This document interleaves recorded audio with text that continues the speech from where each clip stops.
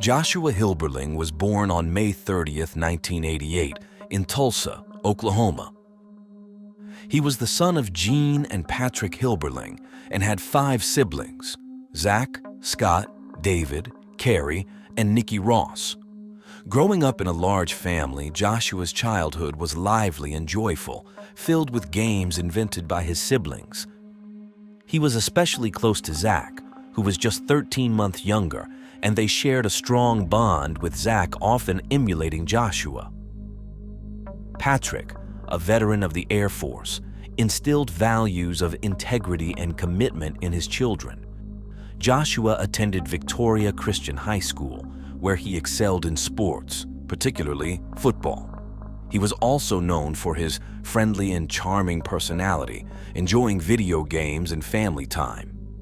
In 2007, after completing his studies, Joshua followed in his father's footsteps and joined the United States Air Force. In early 2010, he met Amber, whom he believed to be the love of his life. Amber reciprocated his feelings, and their relationship blossomed quickly. Amber was born on October 1st, 1991, in Joplin, Missouri. Her family moved to Tulsa 3 months after her birth, where they later welcomed 2 more children, Adam and Ariel. Amber, with her beautiful long blonde hair, attended Skelly Elementary School. She was not only beautiful but also intelligent and dedicated, consistently ranking among the top students. During her school years, she participated in various outdoor activities, excelling in soccer, volleyball, track, and dance.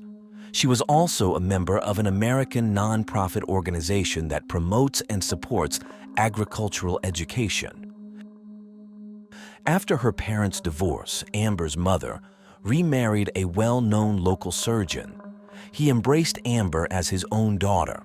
Amber was a devout churchgoer and a voracious reader and movie enthusiast, often quoting films to the fascination of those around her.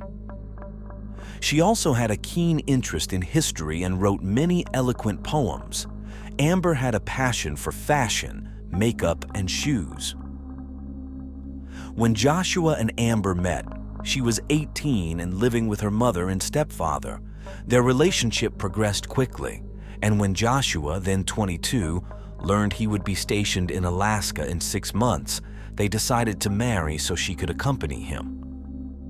They wed in the summer of 2010 in a beautiful ceremony, with one of Joshua's brothers serving as the best man.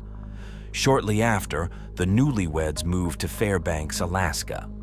Despite their excitement, they soon faced unforeseen challenges. Their youth, inexperience, and the isolation of their new home led to frequent arguments, as Amber herself later recounted. Her husband also developed the habit of breaking her cell phone so that she couldn't communicate when he wasn't home. Although there are versions that suggest she had a fiery temperament, as often happens in relationships, especially in extreme cases, the truth likely lies somewhere in the middle. Despite their tumultuous relationship, they remained in love and soon discovered they were expecting their first child. However, on January 2, 2011, base officials received a report from Amber alleging that her husband had assaulted her. She told the officers that they began arguing after she wanted to order takeout, which he refused, leading to insults. While Amber was preparing dinner, Joshua approached her, throwing a drink and a plate from her hand. He then grabbed her right breast, causing bruising and broken blood vessels. These details were recorded in the military report, and photographs of the injuries were taken to document the case, leading to Joshua's arrest. The incident occurred in the first trimester of Amber's pregnancy, and she ultimately decided not to press charges. 5 months later, things worsened when Joshua was unexpectedly and disgracefully discharged from the Air Force due to misconduct involving drug use, as shown in records. As a result, Joshua and his beautiful wife packed their bags once more and returned to Tulsa. Despite their rocky relationship, Amber and Joshua were excited about their baby's impending arrival, a joy shared by their families. The couple temporarily moved into Amber's mother's home while making permanent housing arrangements and preparing for the birth. However, this arrangement was short-lived. Joshua's issues extended to his in-laws, who accused him of substance abuse and demanded that he leave. Although Amber was welcome to stay, she chose to go with him.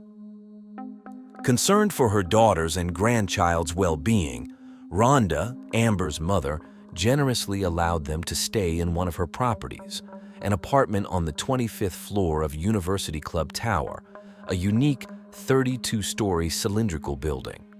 Amber's maternal grandmother also lived in one of the units. The building, constructed in 1966, was the first major U.S. structure designed using computerization for structural calculations, ensuring it was strong enough to withstand wind sway. When the young couple moved in, the facade and glass curtain wall panels were 46 years old, and the building did not meet modern construction standards.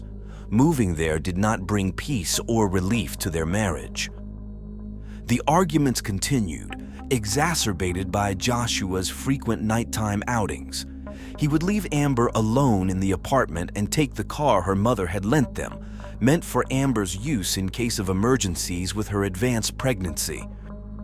Records show numerous text messages from Amber to Joshua, pleading for him to return home and fulfill his family responsibilities, but he repeatedly refused.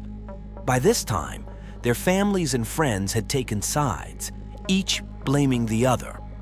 Amidst accusations and gossip, there were frequent suggestions that they should separate for their own good. In early June 2011, with Amber 7 months pregnant, the couple seriously considered divorce, making their home environment even more unbearable. The situation escalated to the point where one of them threw a TV out the bedroom window, shattering it. When they informed the building manager about the broken window, they were told they had to pay for the damage. On Tuesday, June 7, 2011, with the divorce papers on a table in their apartment, Joshua decided to skip Amber's biological father's wedding that weekend. Instead, Joshua chose to go with his friends to a music festival in Tennessee. According to Amber, he planned to use and sell drugs at the event. Upset about his imminent absence at such an important family event and his dubious intentions, Amber reacted badly. After a heated exchange, she continued packing laundry to take to her grandmother's house since their apartment lacked a washer and dryer. In a fit of rage, she began pulling her husband's dirty clothes out of the basket. At that moment, the professional hired to repair the broken window knocked on the door. Upon entering, he immediately sensed the tension in the air. When he quoted a repair cost of $150, the couple started arguing again. Joshua considered fixing it himself, but ultimately agreed it was best for the professional to handle it. With his belongings packed, Joshua asked his father to pick him up, but his father said it wasn't possible. Consequently, Joshua turned to his friends for help. One of them, Brandon, agreed to come but didn't realize the urgency of the request. Soon after, the situation between Joshua and Amber escalated into even more violence. Exactly what happened next is a mystery both took to their graves. On the afternoon of Tuesday, June 7, 2011, while they were arguing in the living room, 23-year-old Joshua inexplicably fell against the window, which shattered on impact. Amber watched in horror as her husband plummeted from the 25th floor. The professional working on the other broken window in the bedroom heard the crash and rushed to the living room. Initially, given the heated argument he had overheard, he thought Joshua had jumped intentionally.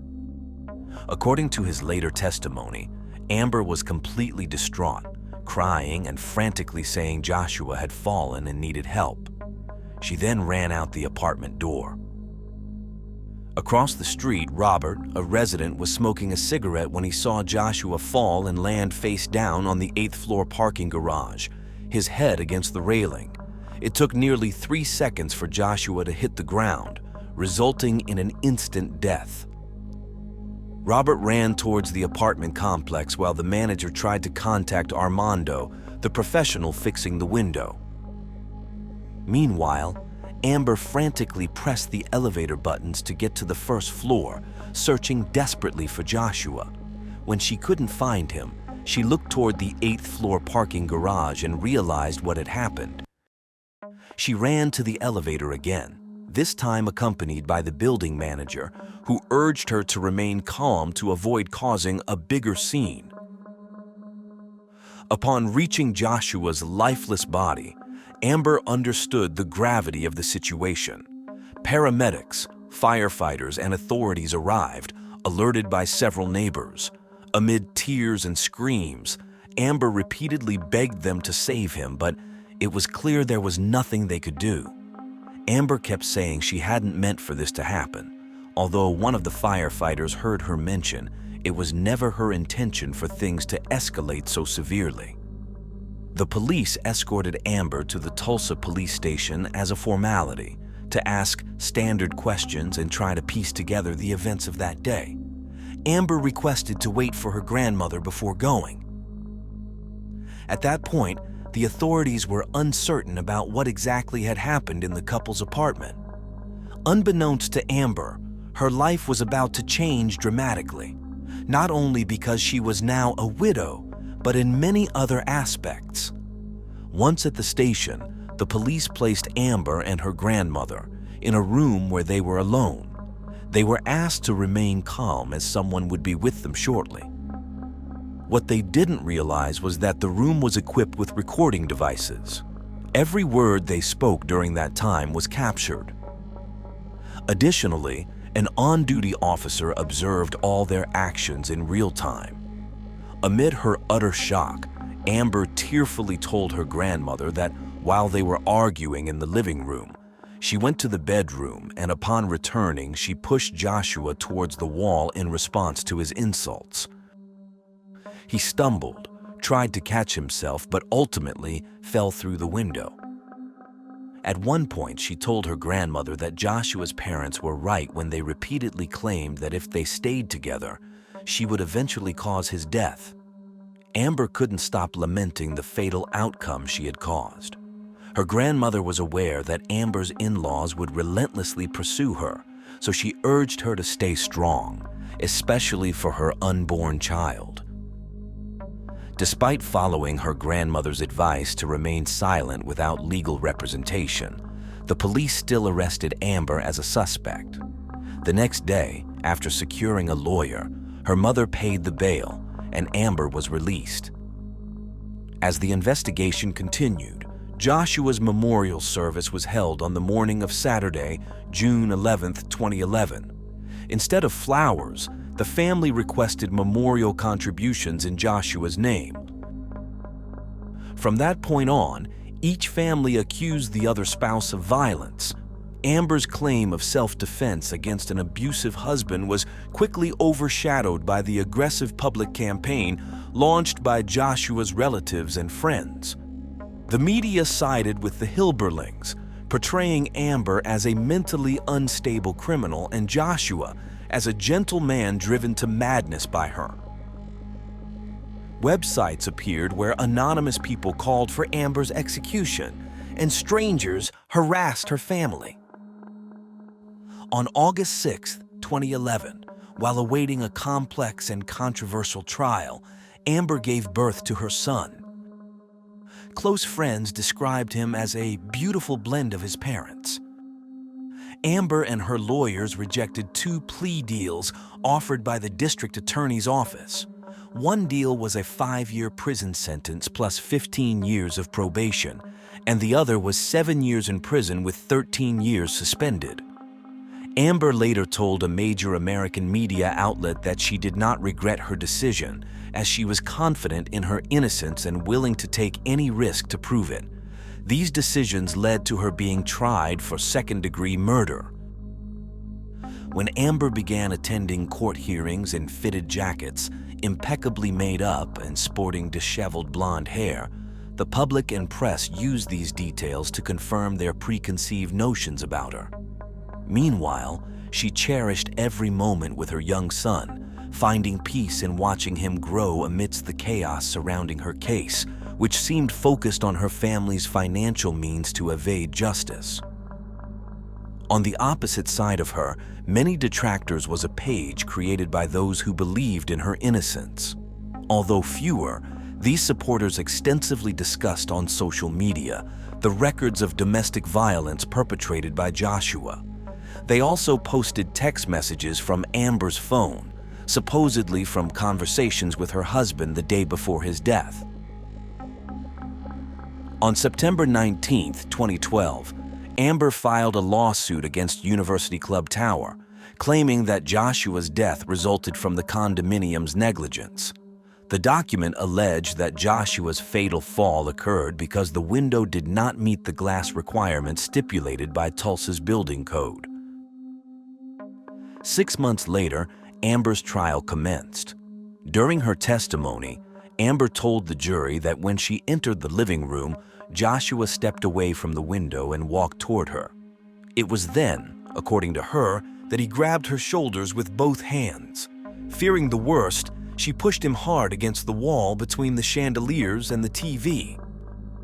To better explain, Amber drew a diagram of the push, and the court allowed her to stand in the witness box to demonstrate.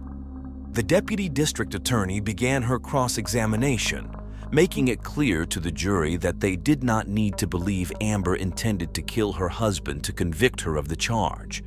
They only needed to be certain that her act was extremely dangerous to another person. She added that the incident evidenced a depraved mindset. In this context, the video of Amber's conversation with her grandmother at the police station, where she admitted her guilt, was a key piece of evidence presented by the prosecution, despite the defense's efforts to suppress it. Additionally, the prosecutors called witnesses who claimed to have heard sounds of a struggle in the apartment, including heavy footsteps moving towards the window area.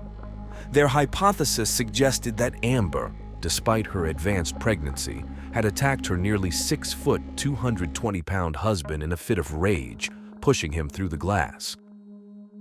Armando testified about what he heard and saw that day, as did the firefighter at the scene, who mentioned that Amber repeatedly said she didn't mean to push her husband out the window. An expert in windows and glass was called as a defense witness. He explained that the window in question was made of annealed glass, which lacked the strength required for residential use. He asserted that if the window had been made of safety glass, Joshua might not have fallen through it, as tempered glass is 4 times more resistant to wind loads and twice as resistant to impacts as regular annealed glass. In his expert opinion, the domestic dispute put the victim in contact with weak, unsafe, and poorly supported glass, compounded by other factors like the building's poor condition and wind pressures pushing the glass and Joshua outward. Despite the defense's considerable efforts, the jury took only 3 hours to find Amber guilty of second-degree murder. On March 18, 2013, the judge sentenced Amber to 25 years in prison for the crime against her husband. Additionally, she was fined $10,000 and ordered to reimburse over $6,000 in funeral expenses paid by Joshua's family. According to Oklahoma law, after 1 year, the judge could suspend part or all of the sentence, potentially granting Amber less time behind bars. Otherwise, she had to serve at least 85% of her sentence, or 21 years before being eligible for parole. Amber's son, then 6 years old, was legally placed under the care of his grandmother Rhonda and her husband. They regularly visited Amber in prison. A couple of months after the sentencing, a well-known American presenter traveled to the correctional center to interview Amber. The program aired in 2016. During the televised interview, Amber admitted to yelling at her husband, calling him a coward during the argument that led to his fatal fall, but she continued to insist on her innocence.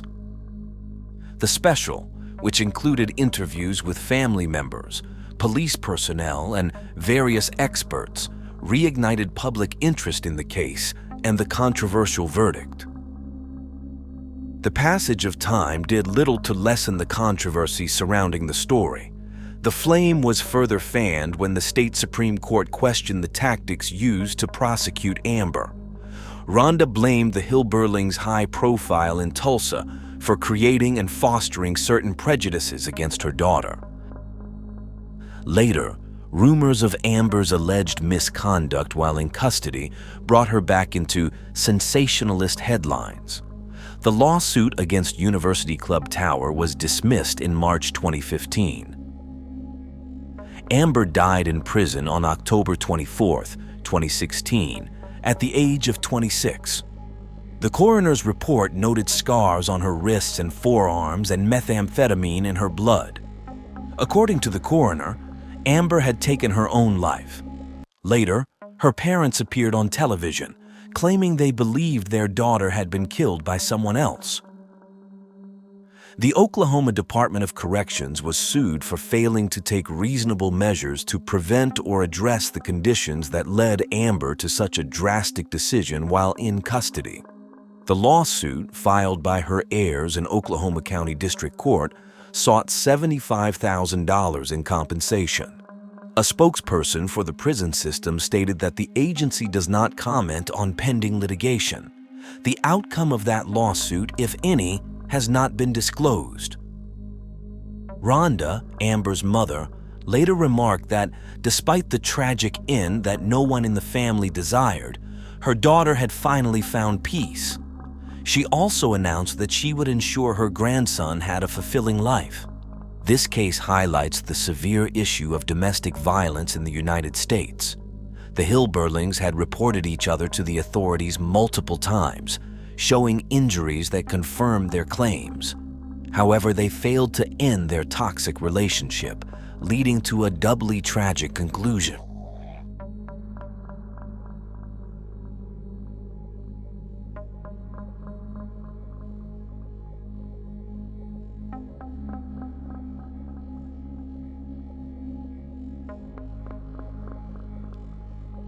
Today, we'll dive into the story of Vincent Gillis, a boy with bright blue eyes who transformed into something monstrous.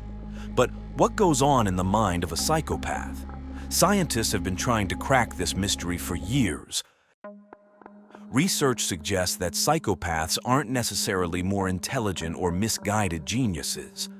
They're average in terms of cognitive ability, but their emotional and reward systems don't function properly. This means they find pleasure and passion in actions that most people find appalling. Studies have also shown that psychopaths tend to have lower brain activity in emotional situations, like when experiencing fear or seeing someone else threatened. Essentially, they barely react when someone else is in danger. Two major factors play a crucial role in turning someone into a killer: their biological traits and their cultural environment. This includes their upbringing and social relationships. Despite these insights, it's important to note that not all psychopaths commit crimes or become murderers. Psychopaths generally believe they are above the law and are fully aware of their actions. They aren't victims of an illness. Shawn Vincent Gillis appeared quite normal on the outside. Despite some early signs of violence, no one could have predicted what he was capable of as an adult. He turned into a whirlwind of crime and violence that lasted over a decade. Shawn was born on June 24, 1962, in Baton Rouge, Louisiana, USA. His parents are Yvonne and Norman Gillis. His father struggled with alcoholism and mental health issues. Around the time of Shawn's birth, a disturbing incident occurred that impacted the family deeply. Norman pointed a gun at the baby's head. After this, he decided to leave the family, fearing he might harm his son and wife. Norman drifted in and out of various mental health institutions and lost contact with his family. Shawn was raised in southern Louisiana by his mother with the support of his paternal grandparents. His mother worked full-time at a local TV station and often called Shawn her little blue-eyed angel. According to Yvonne, Shawn was a quiet, well-behaved child with average grades who enjoyed playing with model cars and got along well with other kids. When Shawn was 10, he and his mother moved to another local neighborhood.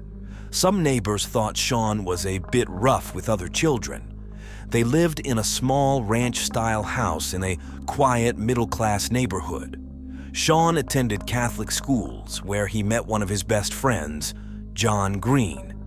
John found Shawn to be very intelligent, respectful towards adults, and humorous. In 8th grade, another boy, John Rosas, joined their close-knit group. They hung out together, going to the movies, the mall, or each other's houses. As they grew older, they got into some minor trouble, including a phase where they dabbled in Satanism. They encountered people involved in such rituals and enjoyed the thrill of being scared. They also smoked marijuana together, which Shawn seemed to enjoy more than the others. During his teens, Shawn's more violent side began to emerge, with episodes of uncontrollable anger recurring repeatedly. Once, a neighbor, Caroline, heard loud banging at 3 in the morning. Looking outside, she saw Shawn mercilessly beating some trash cans in her yard. He also expressed frustration to another neighbor about not having a girlfriend. Caroline described him as an angry young man prone to fits of rage, a side of Shawn his mother never saw. At 17, Shawn faced the death of his paternal grandfather, which led him to see his father for the first time since being abandoned as a baby. This reunion began the development of a relationship between father and son. Around this age, Shawn also started his criminal record with minor infractions. Over the years, he was arrested for traffic violations, driving under the influence, possession of marijuana, and contempt of court. At 18, Shawn discovered photos owned by his father that depicted men in various sexual positions, revealing his father's homosexuality, a fact that Shawn found difficult to accept. By then, Norman had joined Alcoholics Anonymous to address his addiction. After high school, Shawn attended various community technical institutes and juggled low-paying jobs while still living with his mother. One of his main jobs was at a convenience store chain. He eventually graduated from a community school with a degree in computer science. When Shawn turned 30, his mother moved to Atlanta for a job offer. Refusing to move with her, Shawn stayed behind, living alone for the first time in his mother's house. He soon felt lonely and became so obsessed with pornography that he began neglecting his jobs. His mother continued to send him money to help with financial difficulties. However, he was very angry with her for moving away and would sometimes scream in anger. Neighbors reported that he often lay on the grass at night, shouting loudly at the moon, including obscenities directed at his mother. In 1992, he was caught peeping through a neighbor's window as his obsession with pornography grew. In 1994, he met Terry, a girl who worked in a store, and they began dating.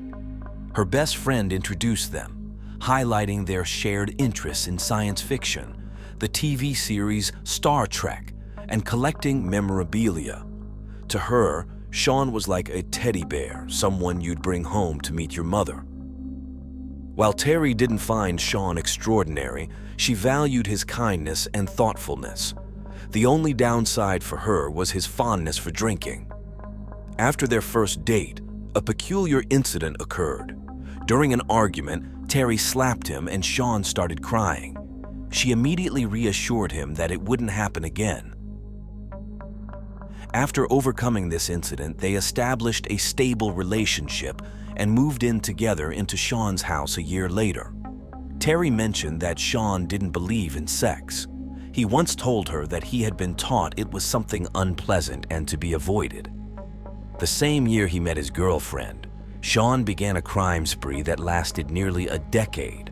This softly spoken, seemingly intelligent man claimed he started killing due to stress. On March 21, 1994, he committed his first murder. He entered the St. James Place, a prestigious retirement home in Baton Rouge located across from where he worked. Around 3 in the morning, he managed to get inside when a nurse left the door unlocked. His victim was Ann Bryan, an 82-year-old woman. He attempted to assault her but froze when she screamed as he touched her. Losing control, he silenced her by stabbing and slashing her with a household knife he always carried. The ferocity of the stabs was such that he nearly decapitated the elderly woman. This crime shocked the Baton Rouge community. Meanwhile, Shawn's obsession with pornography led him to websites displaying abuse and mutilation of women. He even once showed his girlfriend a picture of a deceased woman from one of these sites. She didn't pay much attention to it and continued their relationship, unaware of the depths of his depravity. Despite the brutality of his first murder, it took another 5 years before Shawn killed again, and then the number of victims rapidly increased. He later confessed to a reporter that the pause was because he felt content during that time. On January 4, 1999, Catherine Ann Hall, a 29-year-old prostitute and drug addict living in a state housing project known for drug dealers and prostitution on North Street, became his second victim. She got into his car after he said he wanted her services. Once inside, he restrained her with a plastic zip tie. She tried to escape, but Shawn grabbed and stabbed her. He struck her with the knife 16 times in total. After that, he removed her clothes and mutilated her body. Finally, he dumped her body in a secluded area. The next day, a squirrel hunter found her body lying face down on a rural road. For the police, it was a particularly macabre scene. She was positioned in a sort of ballet pose next to a dead-end street sign, a grim and sick joke indicating that the investigators were at a dead end. Months later, in May 1999, came the third victim. Shawn began stalking a woman he had seen jogging in the southern metropolitan area of Baton Rouge. Her name was Hardy Schmidt, a 52-year-old married woman with 3 children, well known in her community. She loved running and had once participated in the Boston Marathon. For 3 weeks, Shawn drove around the area looking for her. Around 5:30 a.m. on Sunday, May 30th, 1999, he finally saw her jogging along an avenue. Shawn hit her with his white Chevy Cavalier as she jogged, knocking her into a ditch. He quickly got out of the car, forced her inside, placed a sturdy plastic zip tie around her neck, and drove to a park on Highland Road, where he assaulted her before killing her. He then put her body in the trunk of his car, where it stayed until 2 days later when he noticed a bad smell coming from the car, prompting him to dump her body in a swamp in a rural parish far from Baton Rouge.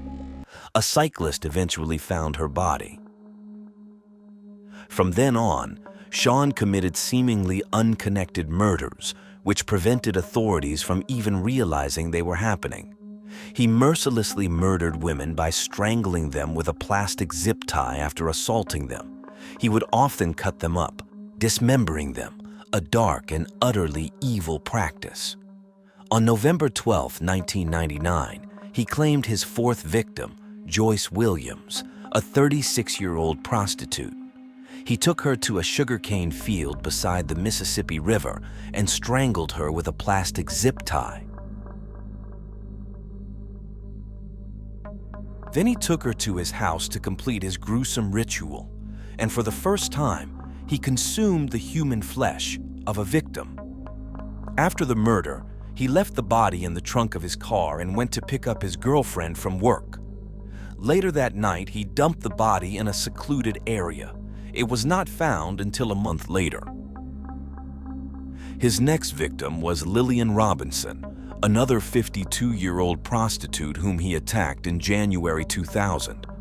He repeated his usual method and took her to his house, but he did not have time to finish because his girlfriend would soon be home from work.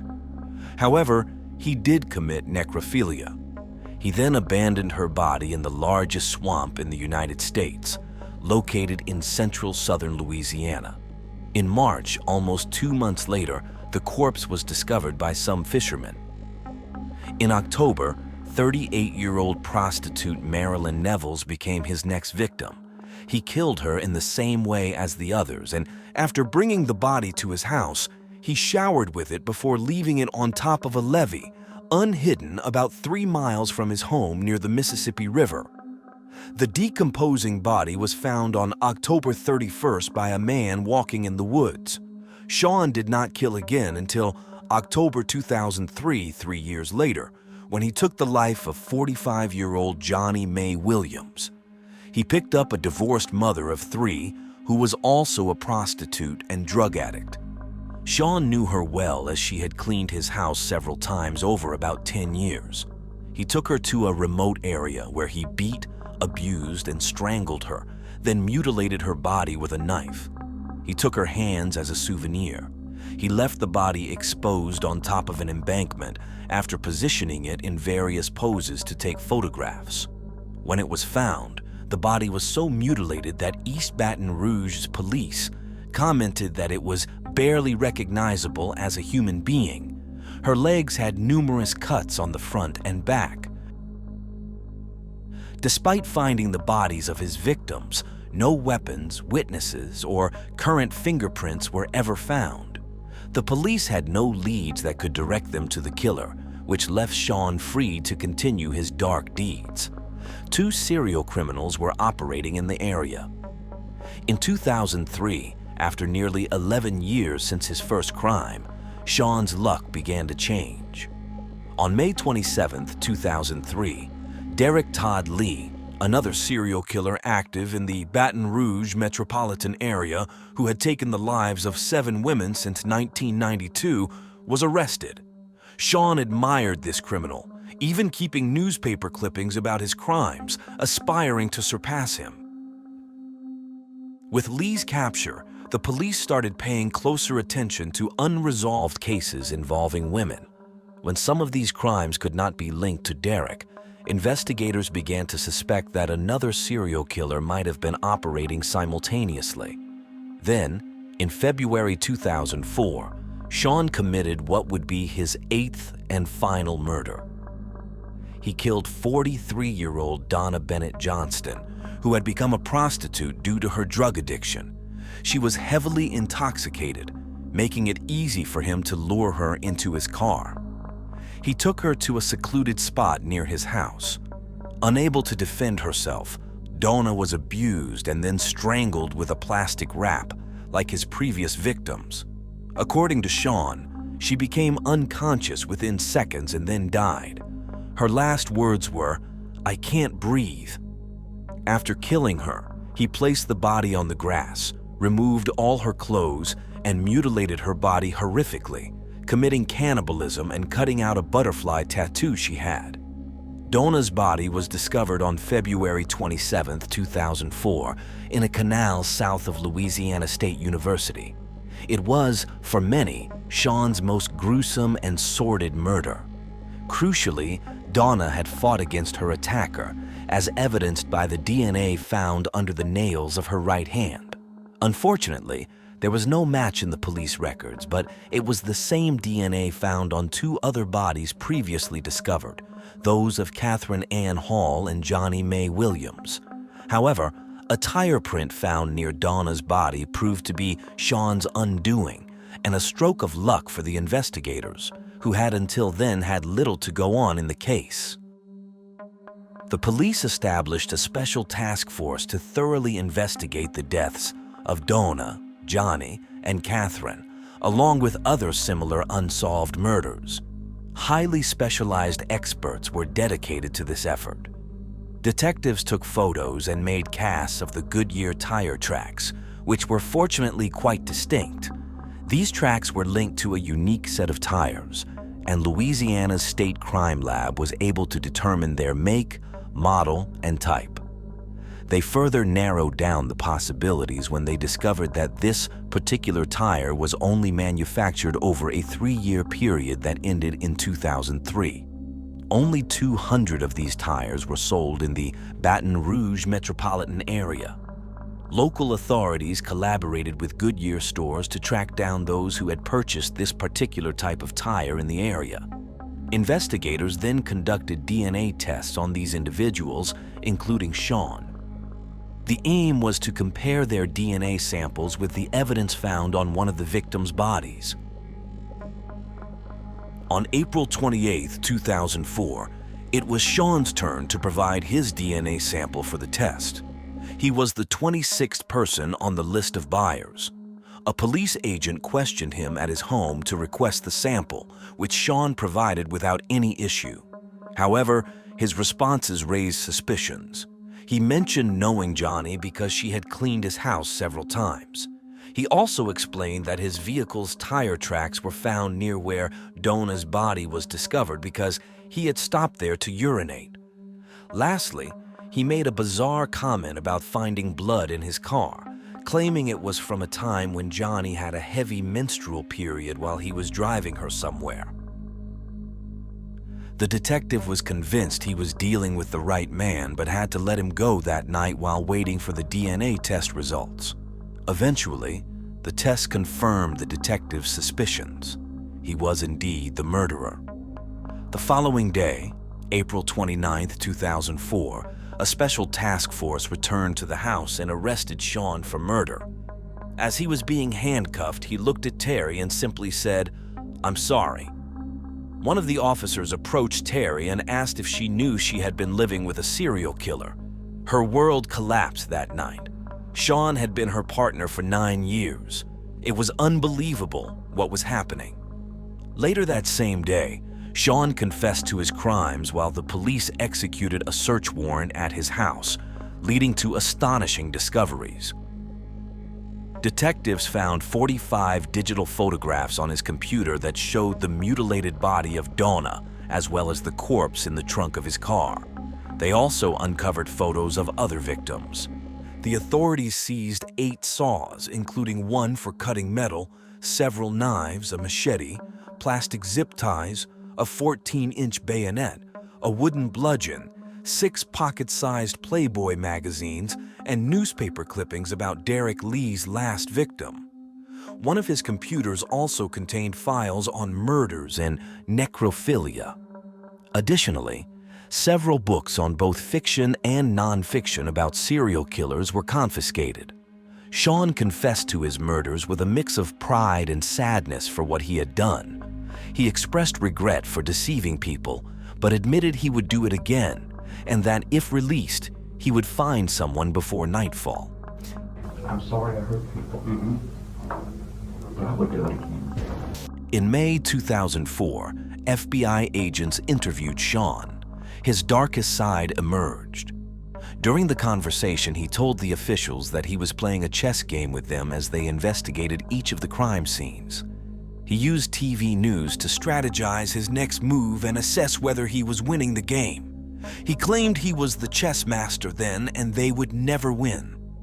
His main interest was whether they found the body, where, and in what condition. He then explained to the agents how he used a combination of charm and money to lure his victims into his vehicle. He recounted how the prostitutes loved him because he treated them with respect, like ladies, even though he had no specific plan or agenda on when or where he would kill his next victim. It all depended on when the opportunity presented itself. However, he always paid close attention to when and where to dispose of the bodies. One of the most striking aspects of this case was how Shawn successfully hid his double life from his partner. He made sure to pick her up after work and she never suspected a thing. Once, she noticed a bad smell coming from the trunk of the car, and he told her it was a dead animal that had hit his car. He cleaned the vehicle immediately. Another time, Terry noticed the car's mileage increasing rapidly due to the trips John made to find his victims and then dispose of the bodies. However, she only suspected that he might be cheating on her with another woman. Terry had to hear it from John himself to believe what the police were saying. She asked him if he did it, and he admitted it and expressed his regret. Shawn was charged with his crimes at different times as investigators worked to find evidence that would support his confession to the murders. For example, the police had no idea about the crime committed against Marilyn Nevels. Marilyn had been missing for 4 years, a fact Shawn confessed to. Her disappearance had never been reported. Meanwhile, the crime lab continued to search the house for traces of blood, bones, and tissues. This led them to realize that Shawn had kept some parts of his dismembered victims' bodies in his house as souvenirs. The photographs helped him relive the murders. It was determined that he had consumed the flesh of his victims, committed necrophilia with the corpses, and even showered with one of the dead bodies and painted the nails of the hands he had mutilated. In the aftermath of Shawn's arrest, a friend of Donna, his last victim for over a decade, sent a letter to the criminal. He responded with several letters in which he expressed some remorse for the murders he committed, especially for mutilating the bodies. He mentioned that he didn't talk much with Donna and that sex was not his intention. He described that night as one filled with pure evil, devoid of compassion, faith, mercy, or hope. He blamed his lack of faith and his long-standing hatred towards God. He admitted he didn't really understand what came over him and confessed that even 10 years earlier, he could never have imagined harming anyone.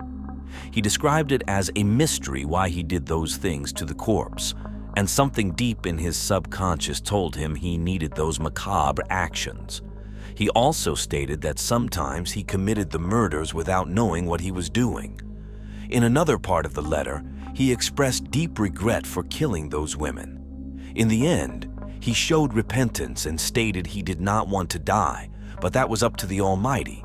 He also declared his love for his family, now realizing he truly loved them, that God loved him, and he loved God. Donna's friend passed away in 2005 from complications related to AIDS, but before her death, she handed over Shawn's letters to the prosecutors, which were used in the trials against him to demonstrate his culpability for the crimes. Initially, Shawn was tried for the murder of Joyce Williams. During the trial, Shawn's girlfriend testified that he confessed the crime to her because he needed to make things right with God. In 2007, after years of judicial delays, he was sentenced to life imprisonment for that crime. The following year, on July 21, 2008, in a unanimous verdict, he was found guilty of the murders of 3 more of his victims. This moved the trial into the sentencing phase. The defense brought a doctor to the stand who testified that Shawn exhibited signs of schizoaffective disorder, arguing that he should not be considered mentally capable. Relatives of the victims also testified. Lauren Williams, the daughter of Johnny Mae Williams, confronted him from the stand and asked why he did it. He shrugged and simply said, "I'm sorry." But she did not believe in his repentance. On July 31st at 3:03 p.m., the jury began deliberations on what Shawn's sentence should be. At 5:45 p.m., they returned to the courtroom without having reached an agreement on the prosecution's request for the death penalty. As a result, Shawn was sentenced to life imprisonment with hard labor without the possibility of parole. Later, in 2013, he was found guilty of second-degree murder and received another life sentence for the deaths of Ann Bryan and Hardy Schmidt. He was incarcerated in the Louisiana State Penitentiary, where he remains to this day. No one knows for sure what stirred in Shawn's subconscious, and it seems there may never be an answer. But one shocking revelation came when the district attorney questioned him, and he admitted he would have liked to have had relations with his mother. His mother's departure to another city, leaving him on his own, unleashed a rage that no one could have imagined, leading to the most horrifying murders. What's most disturbing is that despite growing up without his father, Shawn was a love child and never showed signs of being capable of such atrocities. Over time, perhaps because he had evaded suspicion for so many years, he began to display the bodies of his victims openly, as if they were his sinister trophies. Moreover, he knew how to choose his victims, hunting for prostitutes, drug addicts, and anyone willing to get into his car, people who had no one to miss them, the outcasts of society. However, he also included at least 2 individuals from better economic backgrounds, which helped him avoid sticking too closely to a single pattern. His confidence in not being caught, thinking he was winning the chess game against the police, underscores the narcissistic, grandiose, and egomaniacal character of this serial killer. The interviews in which he revealed his crimes are chilling, as they showed a man speaking calmly about heinous acts, without a tremor in his voice. It seemed as if he wanted to shout it from the rooftops to let everyone know he was pure evil.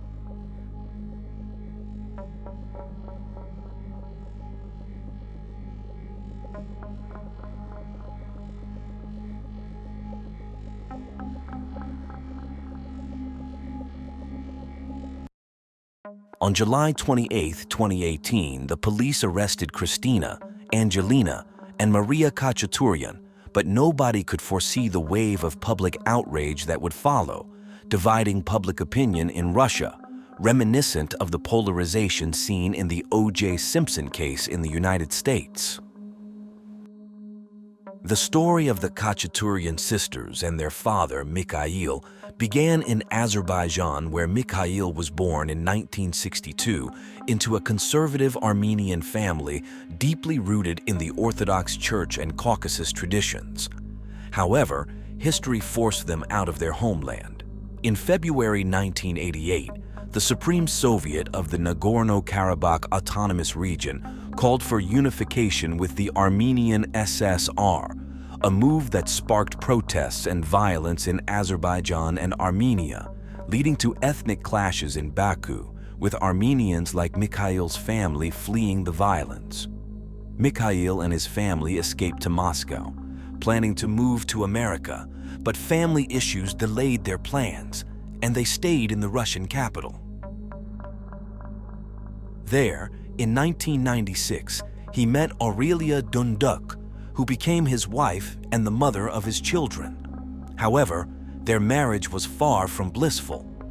Aurelia recounted that Mikhail hit her just before their wedding ceremony, and the abuse continued for 20 years, unabashedly, even in front of others. The Kachaturians lived in a cramped 2-bedroom apartment with Mikhail's mother, sister, and nephew, at times housing up to 10 people as Mikhail decided. To friends and acquaintances, Mikhail appeared devoutly religious, adhering to strict religious norms and superstitions, imposing harsh restrictions on his family, especially on Aurelia, whom he barred from working and restricted from going out. The patriarchal views held by the Kachaturians dictated that Aurelia, as a dutiful wife, should stoically endure the beatings. In this oppressive environment, the family grew. Aurelia was just 19 when she became pregnant with her first child, Sergei. Christina was born in 1999, followed by Angelina and then Maria in 2001. Sergei first experienced Mikhail's harsh treatment, which continued with severe beatings under the guise of discipline. After Sergei was thrown out at 16, a similar fate befell Aurelia in 2015.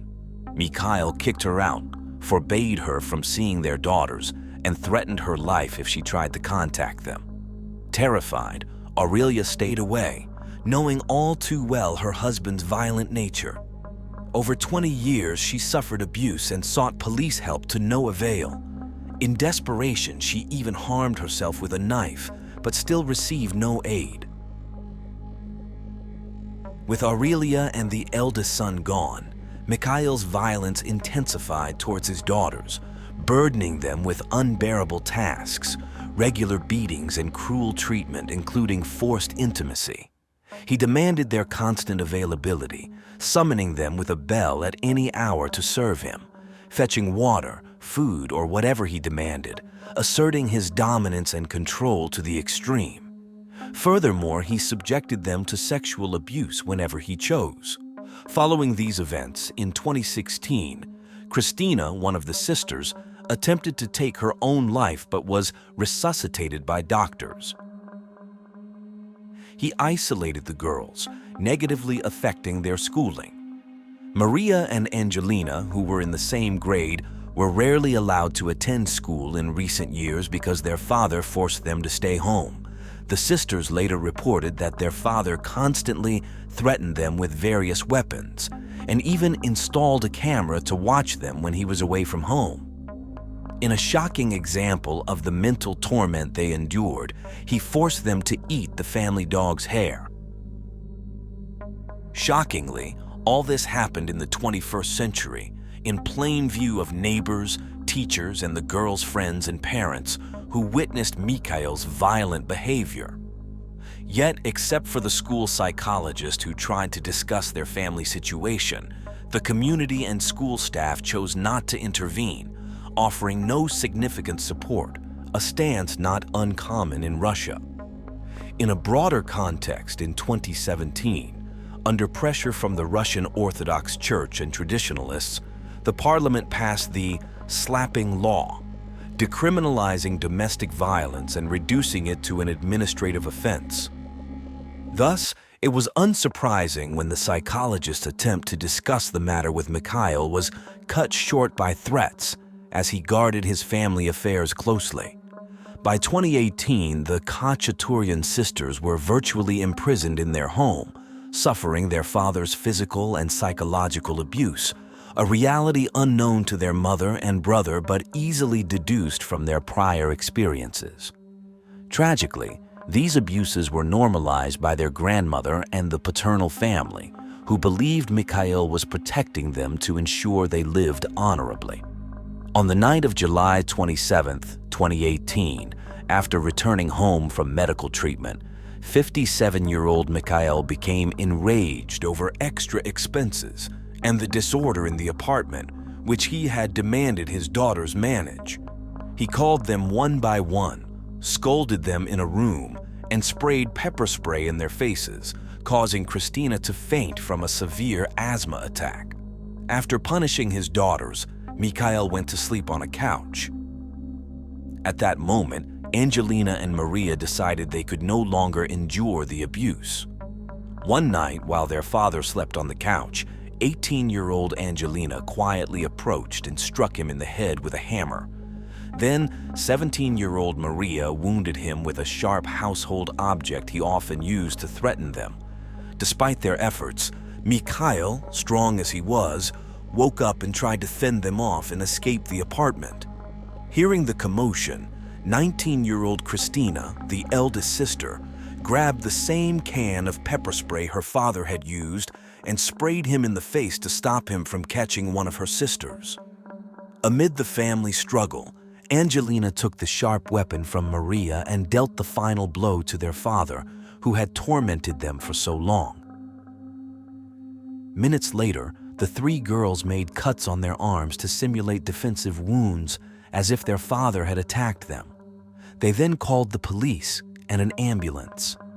Upon arrival at the apartment building, Moscow authorities found Mikhail's body, with the autopsy report noting multiple stab wounds, including cuts on the chest and neck. During the search of the premises, police confiscated numerous weapons owned by Mikhail, including a knife, hammer, crossbow, rifle, 2 air pistols, a traumatic weapon, 16 bullets, and 16 darts. Traumatic weapons, firing rubber or pepper projectiles, cause intense pain but are not usually fatal. The next day, Christina, Angelina, and Maria were arrested as the primary suspects in their father's death. During questioning, they confessed to the crime, citing years of physical, moral, and sexual abuse by Mikhail as their motive, leading investigators to note the hostile personal relationship and prolonged moral suffering caused by the father. On July 29th, the trio was charged with murder without aggravating circumstances.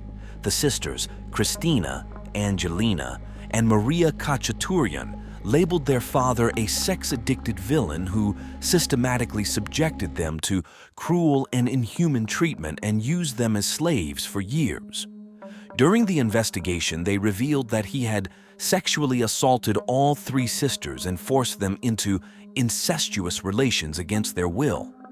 Testimonies from friends and family corroborated over 10 incidents of sexual violence, and a medical examination confirmed the sisters had suffered sexual abuse. Maria, the youngest sister, was declared mentally unstable at the time of the incident and sent for compulsory medical treatment. On July 30th, 2018, a Moscow court held a pre-trial detention hearing, extending their detention by 72 hours.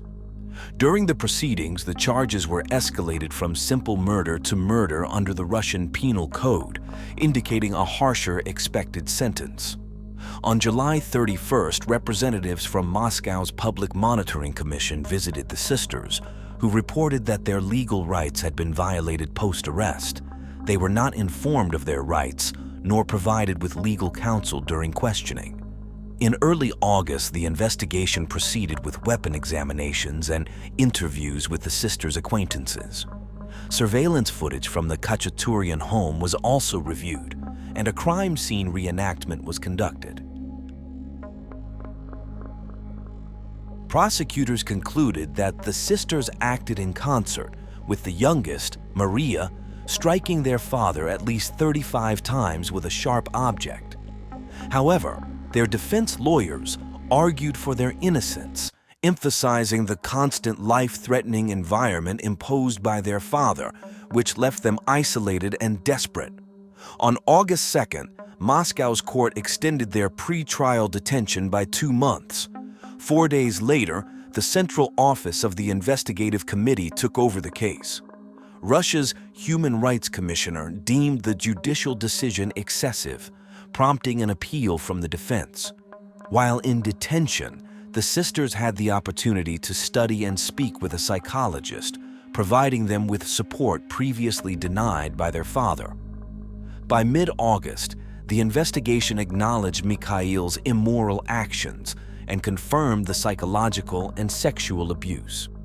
In early September, a mental health examination found the youngest sister unaware of her actions, leading to her transfer to the prison's psychiatric ward. The assessment revealed that the other 2 sisters were mentally healthy, yet they were diagnosed with battered woman syndrome. Despite an initial rejection of house arrest by the court, sisters Maria and Angelina were released from detention by the end of September, with a 3-month ban on using the internet and contacting certain relatives and the media. Russian media offered varying accounts of the events, but unanimously reported the sisters had endured long-term physical and sexual abuse by their father. As the court proceedings progressed, the public learned through journalists about the sisters' lifelong suffering. Media outlets released audio recordings and correspondence of the girls, evidencing the extensive violence they endured from Mikhail. Their defense strategy refuted the notion of premeditated conspiracy, focusing instead on the spontaneous nature of their actions, driven by the emotional turmoil they faced. Texts from Mikhail's phone, shared by their lawyer on social media, showed him threatening their lives and forcing them into sexual acts, including a specific threat in April 2018 to beat and kill them, accusing them of sexual relations with a friend, and vowing they would die dishonorably. Transcripts from the interrogations painted a grim picture of long-standing mental, physical, and sexual abuse. A circulated video showed Mikhail yelling at and hitting his daughters, blaming them for the apartment's disarray, footage he recorded himself. Simultaneously, the Public Oversight Commission investigated local child protection agencies, following claims from the sisters' lawyers that these organizations failed to act on reports about Mikhail from the girls' school teachers. Although Mikhail had been repeatedly reported to the police, they denied receiving such reports posthumously, attributed by the girl's mother, Aurelia, to Mikhail's connections with local police officials, a claim later corroborated by investigative journalists. Activists noted that women risk severe prison sentences for defending themselves against abusers. In the sisters' case, lawyers and activists argued they were compelled to act in self-defense. In a country where penalties for domestic violence have been softened in recent years, victims are often left with no choice but to defend themselves. However, not everyone believed in the innocence of the young sisters, facing significant skepticism within the conservative sectors of Russian society. The teenagers lacked support from their own family, with several relatives of Mikhail defending him, calling the sisters liars and suggesting the alleged domestic violence was merely a reaction to their provocations. These relatives claimed the sisters had financial motives for killing him. Despite the sisters renouncing their father's inheritance, their grandmother revoked Christina's apartment registration. Their cousin claimed they lied about the beatings to tarnish their father's reputation.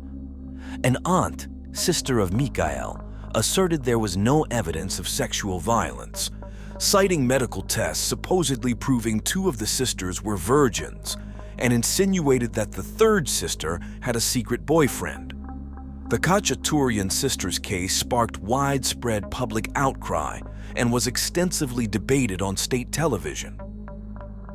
In January, the prosecutor's office confirmed the defense's allegations of the sisters suffering constant beatings, humiliations, threats, and physical and sexual violence, leading to a defensive response.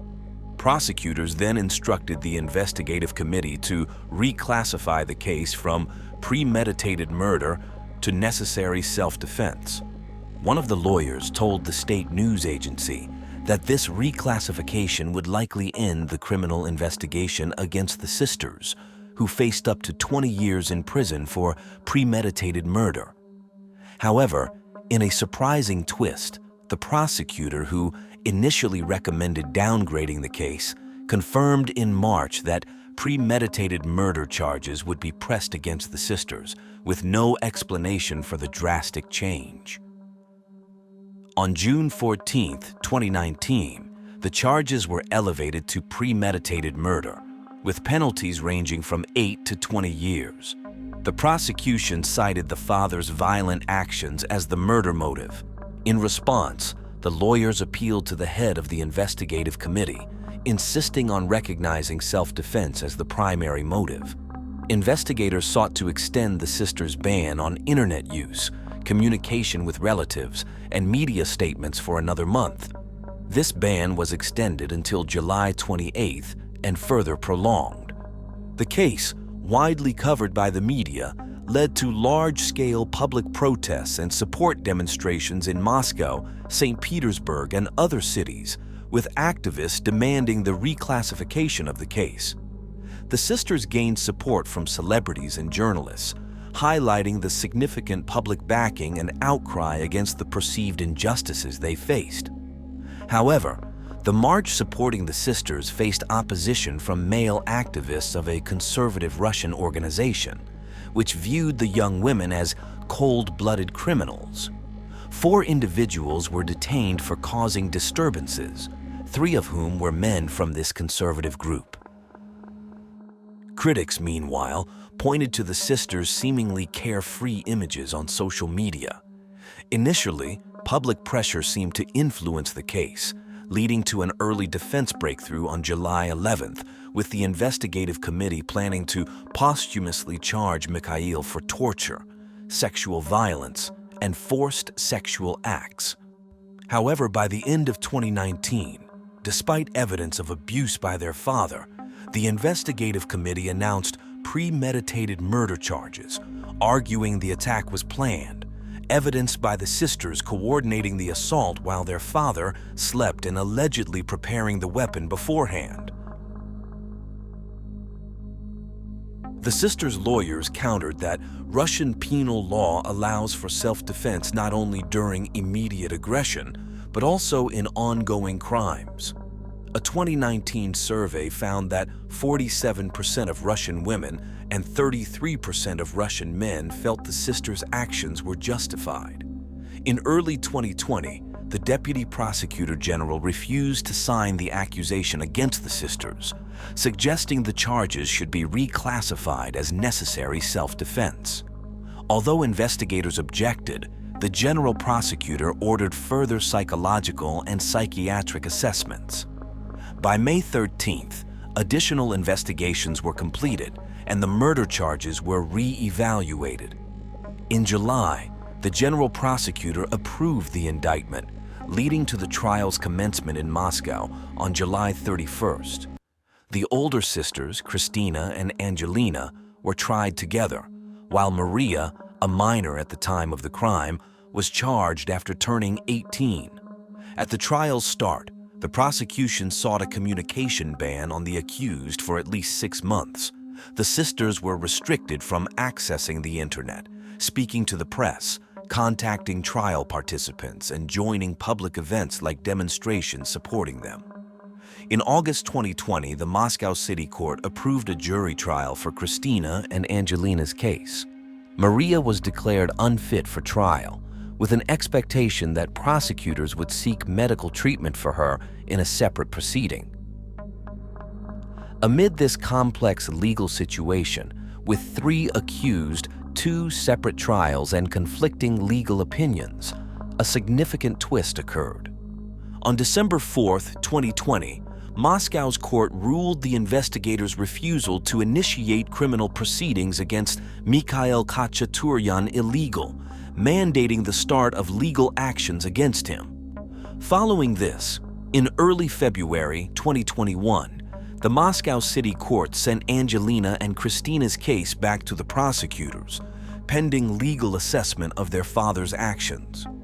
In March, a posthumous case against Mikhail opened in Moscow's district court for charges of sexual aggression, coercion, and torment, recognizing the sisters as victims. The investigation found Mikhail had manipulated people through intimidation, violence, cruelty, and humiliation, engaging in physical and sexual violence, and exhibiting a disorder or perversion. He also distributed explicit intimate material of his daughters. However, the lawyer representing the deceased challenged the sexual assault charges, citing a lack of biological evidence and suggesting the daughters could have sent the explicit material from their father's phone, arguing that it was the investigators' responsibility to prove Mikhail sent the videos. By May 29, 2022, the investigation against Mikhail concluded, accusing him of sexual violence, assault, and distributing explicit material.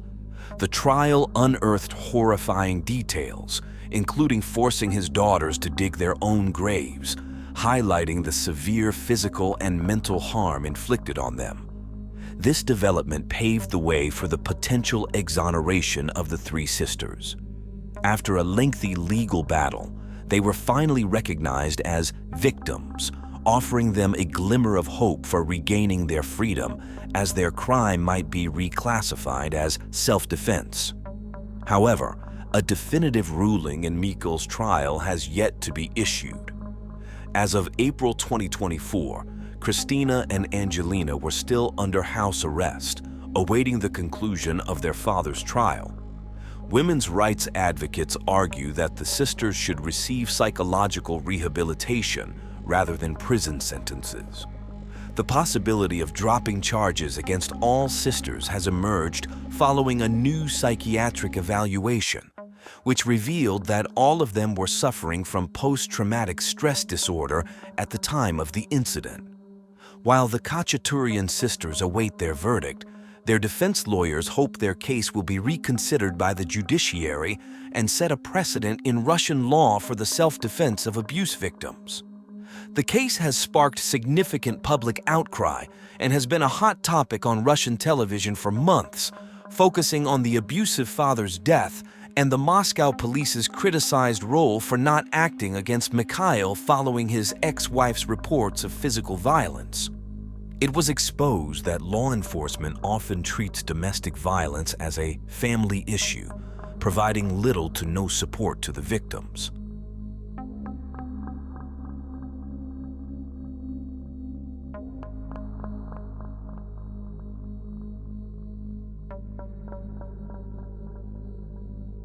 Leonard Taylor was born in the United States in the mid-1960s. He was the son of Jesse, who also had another son identified as Perry Taylor. In the late 1980s, Leonard met a girl named Mia Perry, with whom he became romantically involved. Around this time, Leonard began to accumulate a criminal record. Initially, he was convicted on charges related to narcotics and concealed weapons in San Bernardino County and spent time behind bars, though the length of his sentence remains unclear. In September 1990, a 19-year-old man was fatally attacked following an argument in an apartment complex located in the same county. By then, Leonard, who had been released, was living in that area. Due to his criminal record, he became one of the primary suspects in the case, but managed to avoid any responsibility. As part of his scheme to evade justice, he used a false name, Michael Chambers. The following year, in 1991, Mia became pregnant. The news of his first child did not motivate Leonard to change his ways. During this time, he was arrested by the Drug Enforcement Administration and convicted for transporting and selling narcotics, leading to his incarceration in a federal prison. Since his daughter was born amid these circumstances, he was unable to be present with Mia during the birth. Facing reality, Mia named the baby on her own and prepared to raise her child independently. Soon after, what people thought became true. Leonard's connection seemed less likely with his newborn when, in 1992, he was found guilty of statutory rape and child abuse in San Diego County. While in prison, he disclosed to a local media outlet that he maintained connections with some scammers involved in irregularities related to corporate check frauds. Upon his release, Leonard embarked on a short-lived career in white-collar crime, which quickly returned him to jail, this time in the Missouri State Prison. The San Bernardino police arrested him again in 1999 for failing to register as a sex offender. Shortly after the beginning of the 2000s, Leonard was accused again, this time for intimate coercion against a minor. Aside from his illicit businesses, which required him to travel across the country, he maintained relationships and intimacy with multiple women simultaneously, earning him the nickname CAs, short for Casanova. Another standout trait of his criminal behavior was making and using fake IDs and different names, ending up with almost 20 of them at some unknown time. Leonard married a woman living in California who also had an outstanding arrest warrant for a probation violation. It was during this time, under unspecified circumstances, that Leonard met Angela Rowe. Their first encounter took place in the city of Jennings in St. Louis County, Missouri. Angela was born around 1976. She had previously been in a romantic relationship with a man with whom she had other children, Alexis Conley, Acrea Conley, and Tyrese Conley. Despite being married and also being involved with another woman in Kentucky, Leonard began a relationship with Angela. After a rather brief period, he moved into her house located in the suburbs of St. Louis. Angela's home was well known among the neighbors for the constant joy radiated by her 3 young residents. From then on, Angela's house and her children also became the love nest for the new couple. By the end of 2004, Leonard and Angela had been living together for approximately a year, and according to her family and friends, their cohabitation was not without its challenges and difficulties. On Saturday, November 20th, 2004, a friend called Angela and asked to borrow $50. At that time of year, the traditional holiday season was approaching. Being a mother of 3 children, Christmas was particularly important. Therefore, Angela later took the time to decorate the house with her children, hanging large and striking candy canes at the entrance and placing lights to add to the festivity. That weekend, the kids went to celebrate Thanksgiving early with Tyrone, their father, and his side of the family. Meanwhile, on Sunday, November 21st, Angela did not show up for her weekend shift as a housekeeper, but called to inform she would not be able to come. The following day, a friend called her, and they chatted as usual. The children returned to their mother's house and were seen by some neighbors in the following days. From that weekend in November 2004, several significant events occurred, yet the how and when of the detailed events were something the authorities could never fully reconstruct. However, everything points to an argument between Leonard and Angela, during which she threatened him with a knife. He then overpowered her and shot her. In a turn of events, realizing that the kids had witnessed everything, Leonard took the lives of all 3 children. Afterwards, he turned off the heating and instead turned on the central air conditioning of the house. According to phone records, on November 23, 2004 at 11:24 p.m., Leonard called his brother Perry to ask for money.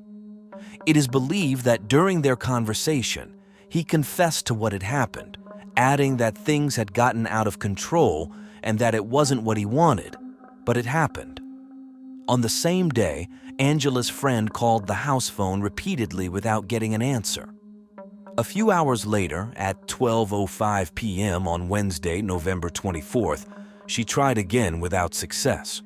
Between that day and the next, Perry told his girlfriend about what Leonard had done. On Thursday, November 25th, while most American households were finalizing details to celebrate Thanksgiving, Perry went to his girlfriend's house. There, his brother contacted him again. After the conversation, Perry told the girl that Leonard was still in Angela's house, waiting for a letter from California. There were 3 more calls in the following hours, one of which was specifically made from the landline of Angela's house. It was during one of these conversations that Perry's girlfriend heard him ask Leonard how he was still there, specifically alluding to the presence of the bodies. What Leonard's response was remains unknown. Then, a plane ticket from St. Louis to California was booked, with the transaction being made from a phone number with a California area code. Early in the morning of Friday, November 26th, Leonard went to his sister-in-law's house so she could take him to the airport. He had plane tickets from St. Louis to Ontario, California, via Phoenix, Arizona. The ticket was in the name of Louis Bradley, an alias that Leonard used and for which he had a Missouri ID that included his photo. He took the opportunity of being at his sister-in-law's house to leave a box that was to be delivered to his brother. Shortly after, according to some witnesses, he was seen disposing of a gun in a sewer near Perry's girlfriend's house, but the weapon was never recovered. On the way to the airport, Leonard told his sister-in-law that this would probably be the last time she would see him alive.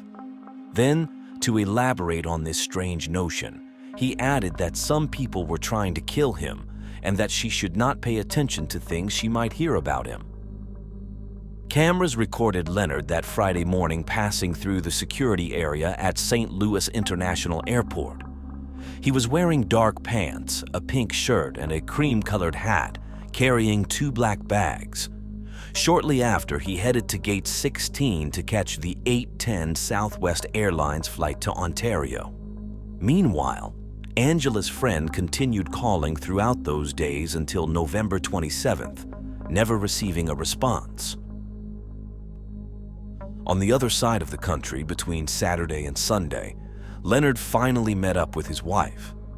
During this time, Angela's absence was noted by her co-workers, but unlike previous occasions, there was no call from her to report anything. Leonard stayed in San Bernardino County for 4 days before driving across the country with a friend. He traveled through Texas, Louisiana, and Georgia, ending up in a house in Kentucky. For the week of November 29th, When classes resumed after the Thanksgiving holiday, the absence of Angela's kids at school did not go unnoticed.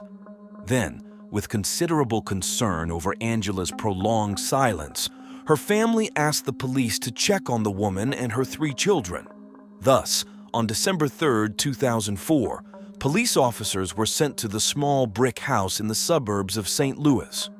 Once on site, the officers found several significant details, including that the front door was locked, newspapers were piled up in the front yard, and mail overflowed the mailbox. The team managed to enter through a bedroom window. The air conditioning was running at full power outside while the television was on. The next thing the agents had to face was far from an idyllic home scene. Wrapped in blankets, Angela was found lifeless, likely from gunshot wounds. Her 3 young children also appeared to have suffered fatal gunshot wounds, and their bodies were aligned on a bed in the early stages of decomposition. The coroner found out that the victims had passed away 2 or 3 days before their bodies got stiff. Meanwhile, during subsequent thorough investigations at the residence, investigators found 2 non-functional cell phones, and there was no evidence that Angela had any other cell phone in use besides her own. As often happens in such cases, Leonard was immediately considered the main suspect. This was initially due to his relationship with Angela, but it is fair to say that his extensive criminal history also raised suspicions. As the police tracked his whereabouts, Perry was interrogated about the accusations against his brother on December 8, 2004. During that interview, Perry told detectives that Leonard had called him and admitted to his actions. After an intense nationwide chase, police monitored a house in Madisonville, Kentucky, where Leonard was staying. On December 9th, Leonard tried to flee by hiding on the floor of a vehicle and was arrested on the spot, holding a knife in his hand and moving under the alias of Jason. Beyond that, he made no moves nor uttered any comments. The sunglasses Leonard wore at the time of his arrest, along with a few other belongings, were taken as evidence, although nothing seemed to suggest that these objects could provide any clues. Later, the police made some statements about the arrest. According to the detective in charge, Leonard's wife was not much help in the investigation. Authorities believed Leonard had turned to her for money to facilitate his escape. While the only suspect was finally in custody, the funeral services for Angela and her kids were held in Missouri. Standing beside his oldest daughter's coffin, Tyrone could not help but break down. Leonard maintained his innocence throughout, and indeed, his defense focused on the fact that he was in California when the bodies were discovered. His case was also based on the probable date of death stated by the coroner. However, the suspicions for the 4 deaths were only part of his legal troubles. Thus, while awaiting the resolution of the case, in April 2005, Leonard began serving a 100-year sentence for an unrelated conviction. 5 months later, he filed a request for the state to notify him if there was any intention to use DNA evidence in the case involving Angela and her 3 children, and if so, what type it would be, and whether physical evidence had been presented for analysis or examination. On May 25, 2006, Leonard filed a motion requesting the return of his personal belongings, including the sunglasses he wore when arrested. But in August 2006, the state took possession of the glasses and other evidence that were in police custody, and 3 months later, in November, all items were taken to the forensic lab for analysis. There, experts conducted a specialized test, which is used to determine the possible presence of blood. The procedure yielded a positive result for the presence of blood on the nose pad of the sunglasses, but there was a complication since the sample was very small. For this reason, a second confirmation test to detect the presence of DNA was not performed.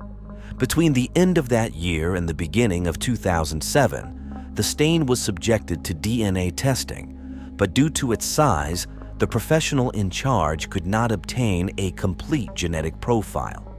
What was obtained from the partial genetic profile excluded Angela's children.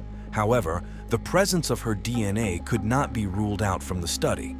Specifically, the result had a probability of matching 1 in every 12,300 people belonging to the African American population. In May 2007, Leonard filed a motion to exclude the results of these tests as evidence in the trial. A hearing was held where the state explained that the reports were disclosed as soon as they were received, and that, contrary to what Leonard suggested, the evidence was not deliberately hidden. Ultimately, the trial court rejected his request. In January 2008, Leonard again insisted on the same point by filing a new motion to exclude any evidence related to the specialized test. Another hearing took place, and the court overruled Leonard's objection, thus admitting the validity of the results as evidence of the presumed presence of blood.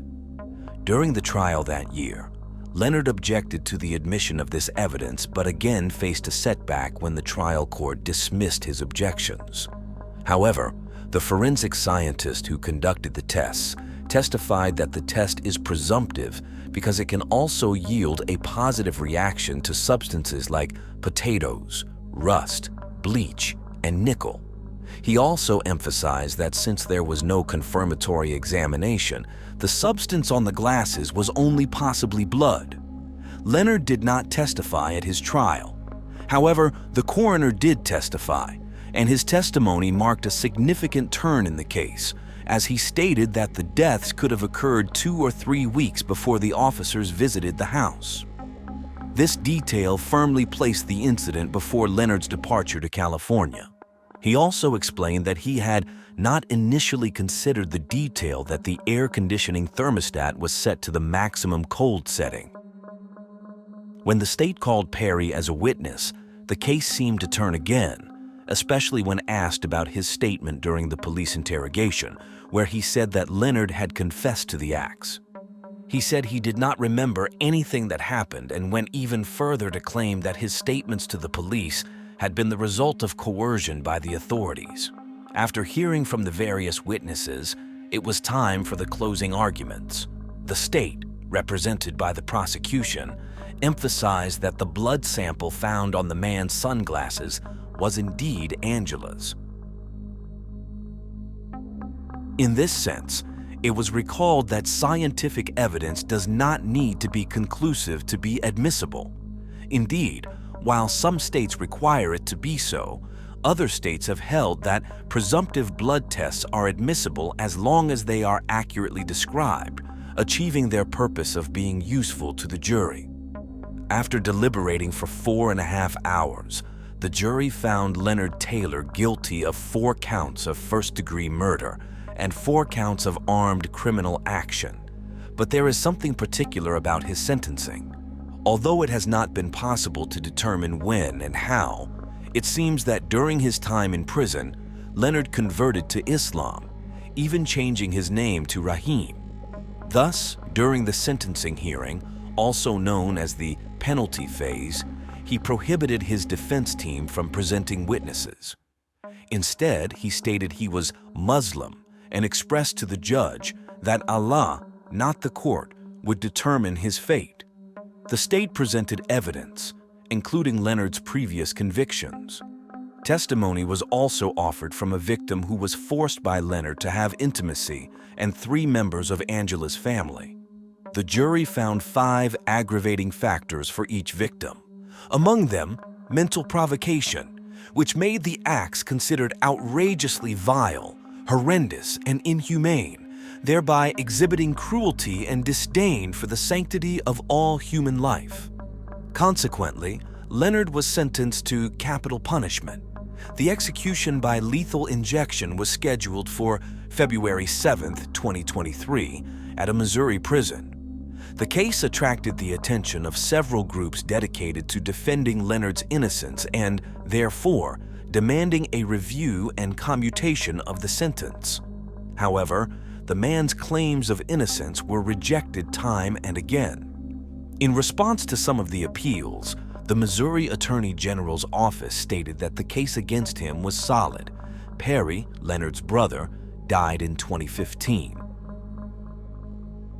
In January 2023, as the execution date loomed, Leonard's attorneys requested a hearing on their client's claim of innocence. They were supported by a provision in Missouri law which allows a prosecutor to file a motion for a hearing before a judge in case of new evidence of a wrongful conviction. Firstly, Leonard's defense team proposed a theory about an alternative perpetrator. After a drug deal went wrong, Leonard thought he would be targeted for murder, so he quickly left town. However, the traffickers showed up at Angela's house, and failing to find him or the illicit substances they believed were hidden there, they unleashed their fury on her and her 3 young children. Secondly, the defense team obtained statements from Leonard's daughter and from Mia, her mother. Both stated that he was in California at the end of November 2004, and according to the lawyers, he could not have been the perpetrator of the crimes. These documents were subsequently presented to the Conviction Review Unit within the prosecutor's office. The following month, just hours before the execution, St. Louis County prosecutor rejected the request for a hearing before a judge, stating that the facts did not support a credible case of innocence. Concurrently, the governor refused to grant a pardon, and the United States Supreme Court also declined to intervene. Finally, on Tuesday, February 7, 2023, in the evening, everything was arranged to carry out the procedure. In his final statement, Leonard said that Muslims do not die, but live eternally in the hearts of family and friends. Taylor kicked his feet as the 5 grams of pentobarbital were administered, then took 5 or 6 deep breaths before all movement stopped.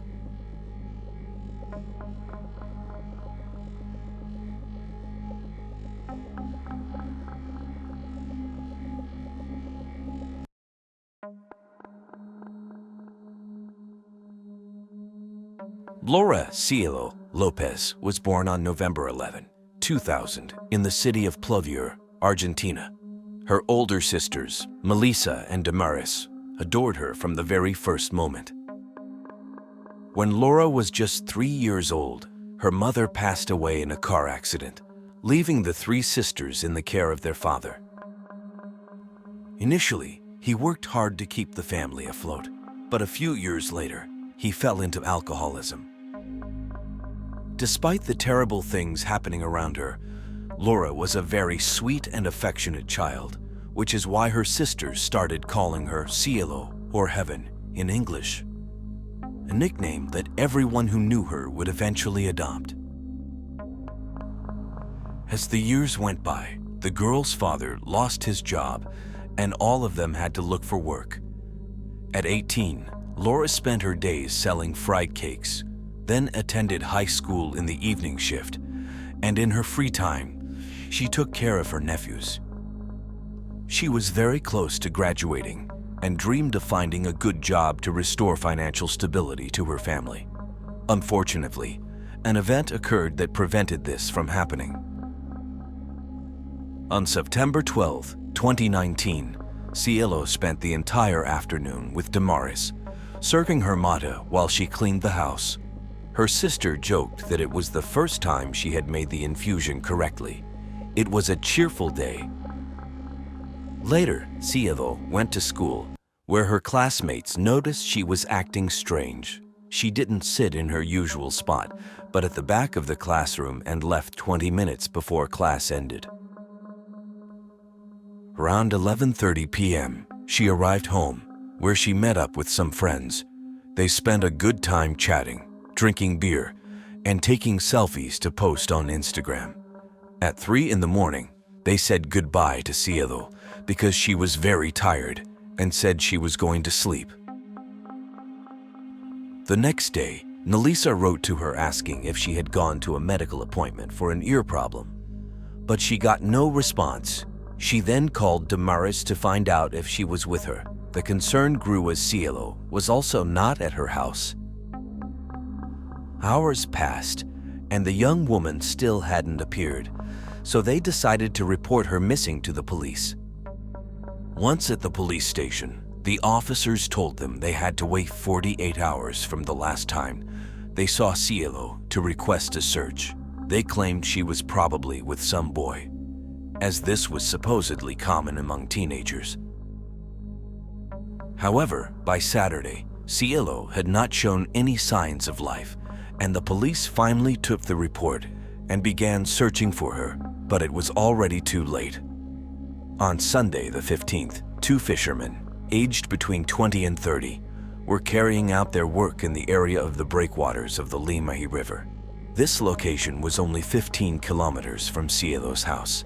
They were calm until they saw something that took their breath away: the body of a young woman, cut into 8 parts, floating in the water. They quickly notified the authorities. On arrival, the first thing the authorities noticed was the brutality of the body's condition. It had clearly been cut by someone skilled with knives. The detectives continued to search the area to see if they could find clues about the victim's identity. Nearby, in the same river, they found some tights and underwear. Not far away, they found 2 rings and, eventually, a knife full of blood at the bottom of the river. They decided to call Cilo's family. When Damaris arrived at the scene and saw the objects, she did not doubt for a second that they belonged to her sister. The autopsy was conducted by Dr. Carlos, who noted that the cause of death had been a severe skull trauma, causing internal cerebral hemorrhage. The trauma was caused by a blow to the occipital part of the head, resulting in loss of consciousness. Cilo had been agonizing for 2 to 4 hours. Had she received medical attention, she might have survived. She also had bruises on her arms, indicating she had been struck and had struggled to save herself from her attacker. Moreover, the forensic examination confirmed what Cilo's sisters feared. The body had intimate injuries compatible with abuse.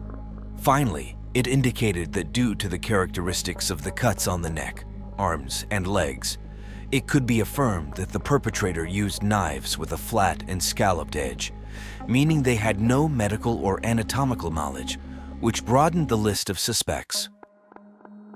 The detectives had no idea who could have committed such a heinous crime. By analyzing the location of Cilo's cell phone, they detected that a man had contacted her after 3 in the morning on Friday. His name was Alfredo Escobar. He was 28 years old and worked as a mechanic. In the past, he had attended the same high school as Cilo. He was fond of fishing, which likely meant he knew how to handle a knife. The distance between his home and the crime scene was 2.5 kilometers, or about 20 blocks, which helped with the cell phone tower signals. At 3 o'clock, 3:22, 3:36, and 3:40 a.m. on September 13th, the young woman received 4 calls from this man. By then, the cell towers placed each of them in their respective homes. Then both cell phones were activated at her house. Starting at 4:29 a.m., the young woman's phone moved towards the downtown area and ended up at Escobar's residence. At 5 a.m., Cilo uploaded a WhatsApp story with an alien emoji. Her cell phone was still at the man's house. By 5:52 a.m., the young woman's mobile phone stopped emitting a signal, and after that, no one heard from her again. These records also showed that Escobar turned off his cell phone until 11:05 p.m. the next day. At that time, the phone was picked up by a cell tower in the place where Cilo's remains were later found. At 12:05 a.m. on Sunday, September 15th, he returned to his home. The investigation also included analysis of videos from 13 security cameras, including urban monitoring, private homes, and businesses, specifically reviewing footage from the early hours of September 13th. In 2 of these video records, 2 people could be seen walking back to back, resembling Cilo and Escobar, matching the young woman's cell phone movement. There was no doubt. Escobar was the only suspect in the case. During the investigation, one of the officers recognized him, recalling an encounter a year prior. Escobar had crashed into a police patrol while driving at over 80 kilometers per hour, resisted arrest, and had an active case against him. He was close to going to trial for this incident, but now he faced a completely different and much more serious charge. On September 17th, a police watch was set up about 30 meters from Escobar's house. At 8:30 a.m., they saw a car arrive, and a young person who appeared to be the suspect got out. He entered the house and then came out accompanied by two adults around 60 years old. All three got into the vehicle. Without raising suspicion, the officers followed the vehicle for a while, noting that it stopped near a highway bridge. At that moment, Escobar and the older man got out of the car, and the police approached them to request their documentation. Escobar was in the company of his father, and the other person inside the vehicle was none other than his mother. It was clear they were attempting to flee the city. The young man did not resist the procedure but appeared extremely nervous. He asked if he could smoke and wanted to move away from the police car. When told this was not possible, he put out the cigarette sack in his car and lit one. After a while, he was taken to the police station, and the vehicle was confiscated. A few hours later, he underwent medical examinations, which revealed inflammation in the knuckles of his right hand, consistent with having thrown a punch. He also had cuts on one finger and a bruise on the palm of his right hand. These injuries dated back a few days, likely to the date of Cilo's death, probably incurred while attacking the young woman. Following these examinations, Escobar was formally charged with abuse, carnal access, and femicide, utilizing his right to remain silent. He was placed in pretrial detention for 6 months, as there was considered to be a risk of flight or obstruction of the investigation. On September 17th, the first search of the Escobar family's house was conducted. The property was large, with 60 meters in depth and 12 meters in front. In the back, there was a construction project of 2 apartments. Entering the room where Escobar slept, they discovered that the walls had marks. They tested them with luminol and found what they suspected: blood. Then they went to the backyard, where things only got worse. Among the vegetation, they found blood remains. It was clear that Cilo had received there the blow that caused her death. The investigators took the blood to compare it with Cilo's and Escobar's, and also ordered a DNA test on the fluid found on Cilo's body to see if it matched the suspects. Escobar's lawyer argued that until those results were available, they should not accuse him of abuse. Fortunately, the results arrived quickly. The Central Laboratory of the Ministry of Public Health compared the samples collected during the search with the genetic profile of the victim and the accused. All showed a match. They also analyzed the sneakers that Escobar was wearing at the time of his arrest and the knife found at the bottom of the river. Both items had Cilo's DNA on them. Then, 3 swabs were taken from the intimate areas, and one of them showed compatibility with Escobar's DNA. The investigators were now in a position to affirm that the subject had abused Cilo, then murdered her, dismembered her, and disposed of her body. On September 21, the justice system confirmed these findings during a press conference. The case prosecutor stated that he suspected the individual had murdered Cilo to hide the abuse. If found guilty of this charge, he would receive a life sentence. However, more evidence was still needed.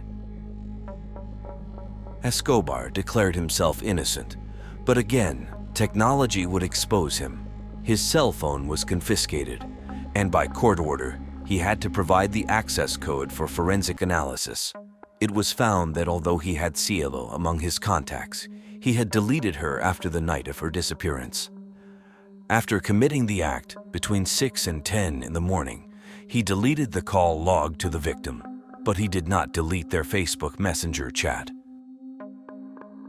The investigation also revealed that on September 11, 12, and 13, the subject had accessed the social network to view the photographs Cilo uploaded.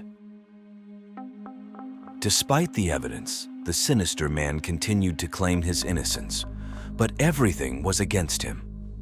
A hypothesis was finally formulated about what happened on the night of the crime. On Thursday, September 12, 2019, Cilo left high school around 8 at night, returned home, and spent some time with friends until 3 in the morning, when she told them she was tired and would go to sleep. 40 minutes after she was left alone, she received a message from Escobar, and they began to chat. Although they knew each other from living in the same city and attending the same school, they were not friends. However, they had mutual acquaintances, which gave her confidence. After a while of chatting, the subject asked if she could come over. She calmly accepted, and at 4, he picked her up and went to his house. What happened in the house was a mystery, but considering the forensic analysis, it was believed that Cilo opposed having relations with the man. Completely enraged, he proceeded to abuse her. After committing the terrible act, he began to fear that she would report him. That's when he decided to take her life. He took her to the back of the house and hit her twice in the head. However, he did not achieve his goal. Cilo was still alive, agonizing. In a totally cruel act, Escobar hid her body for a couple of hours while thinking about what to do. He turned off his phone so that no one would bother him. Cilo's body was in the under construction part of the house for almost 24 hours. During that time, the contusion she had received took her life. Finally, the subject dismembered the body with a sharp knife from his kitchen, hid the body in his car, and drove 15 kilometers to the area at the Limahe River. He disposed of the body parts, throwing them away as if they were worthless. Once there, he turned his phone back on, relieved and believing he had finished the job. The story of the case became public, and all of City strongly condemned the accused. But the most striking declaration came from Escobar's 23-year-old younger sister, who posted a message on her social networks addressing both her brother and the victim. The publication received mixed reactions. Some people empathized with her, while others accused her of being complicit. Following these attacks, the girl asked that the focus not be lost on what was important, Cilo and her family. She demanded that the fight continue so that there would be no more victims of femicide. Melissa, on her part, contacted Escobar's sister and thanked her for the post. She also requested that people stop attacking her, as she was not to blame. Then the trial against the accused began. In the first hearing, the prosecutor accused Escobar of being the only responsible for the act.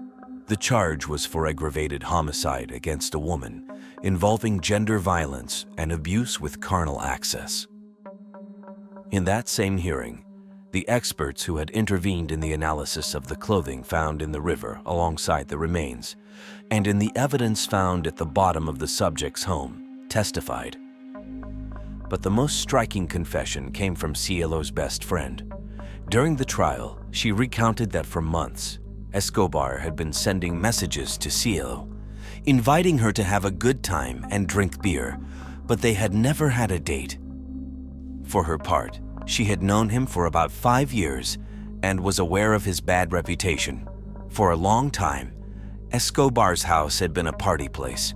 Every weekend, the house was filled with alcohol and substances, and there were even couples who had intimacy in front of the rest of those present. She had attended those gatherings but decided to distance herself from that environment when she started a relationship and became pregnant. She emphasized that Cilo had never gone with her. She repeatedly advised Cilo not to meet with Escobar. Cilo always said she wouldn't and that she ignored his messages. However, the defense asked why she didn't recommend Cilo to block the contact.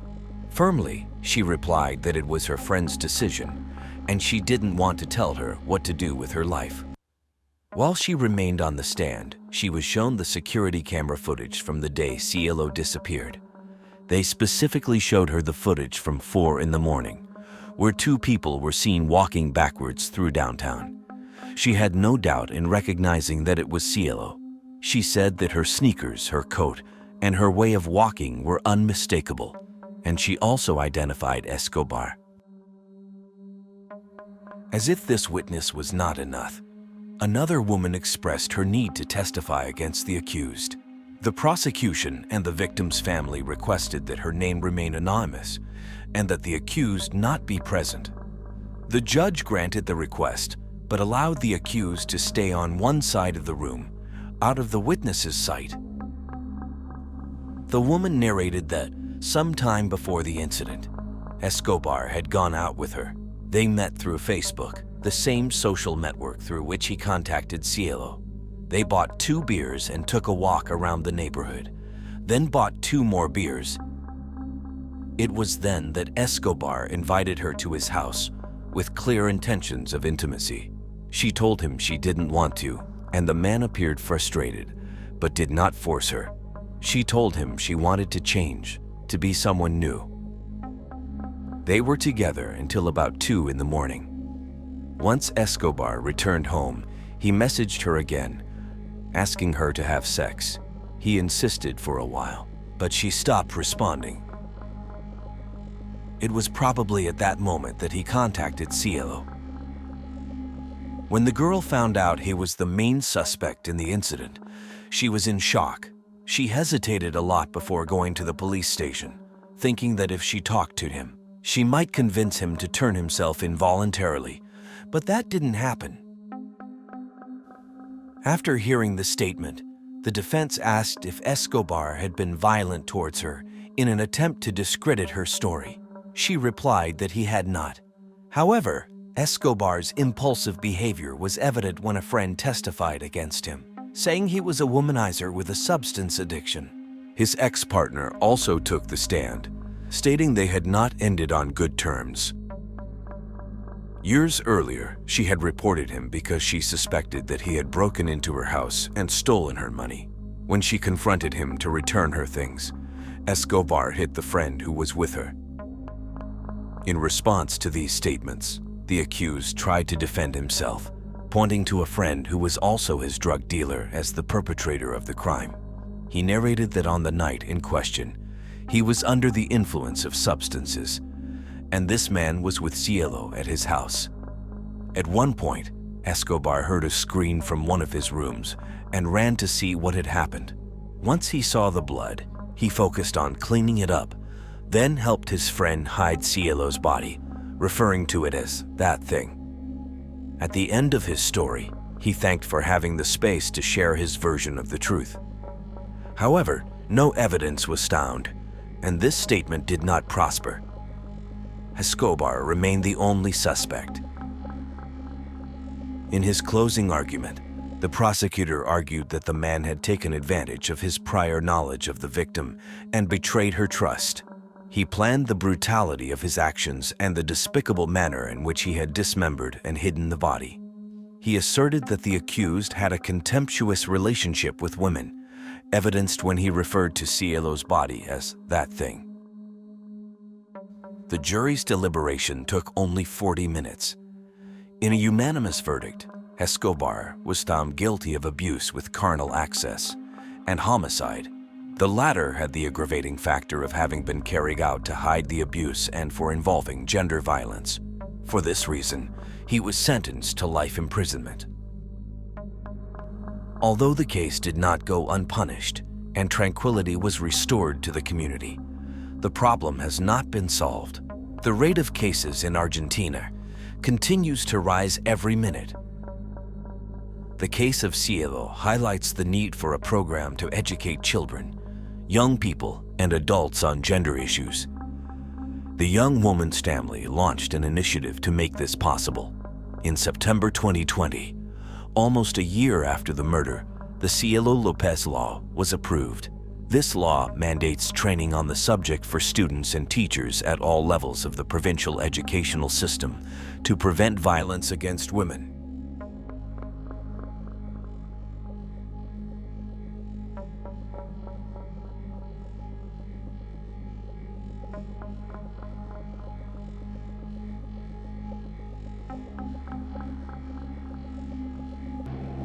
Melanie Stacy Amaya was born on February 22, 2002, in the municipality of San Rafael, in the department of Antioquia, Colombia.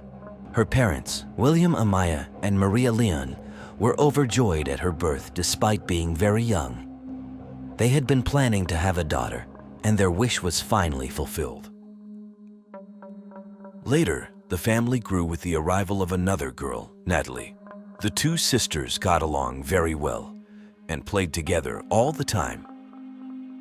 From her childhood, Melanie showed a cheerful and fun personality. Her smile was her main feature, and she was also very flirtatious, often asking her mother for makeup to paint her dolls.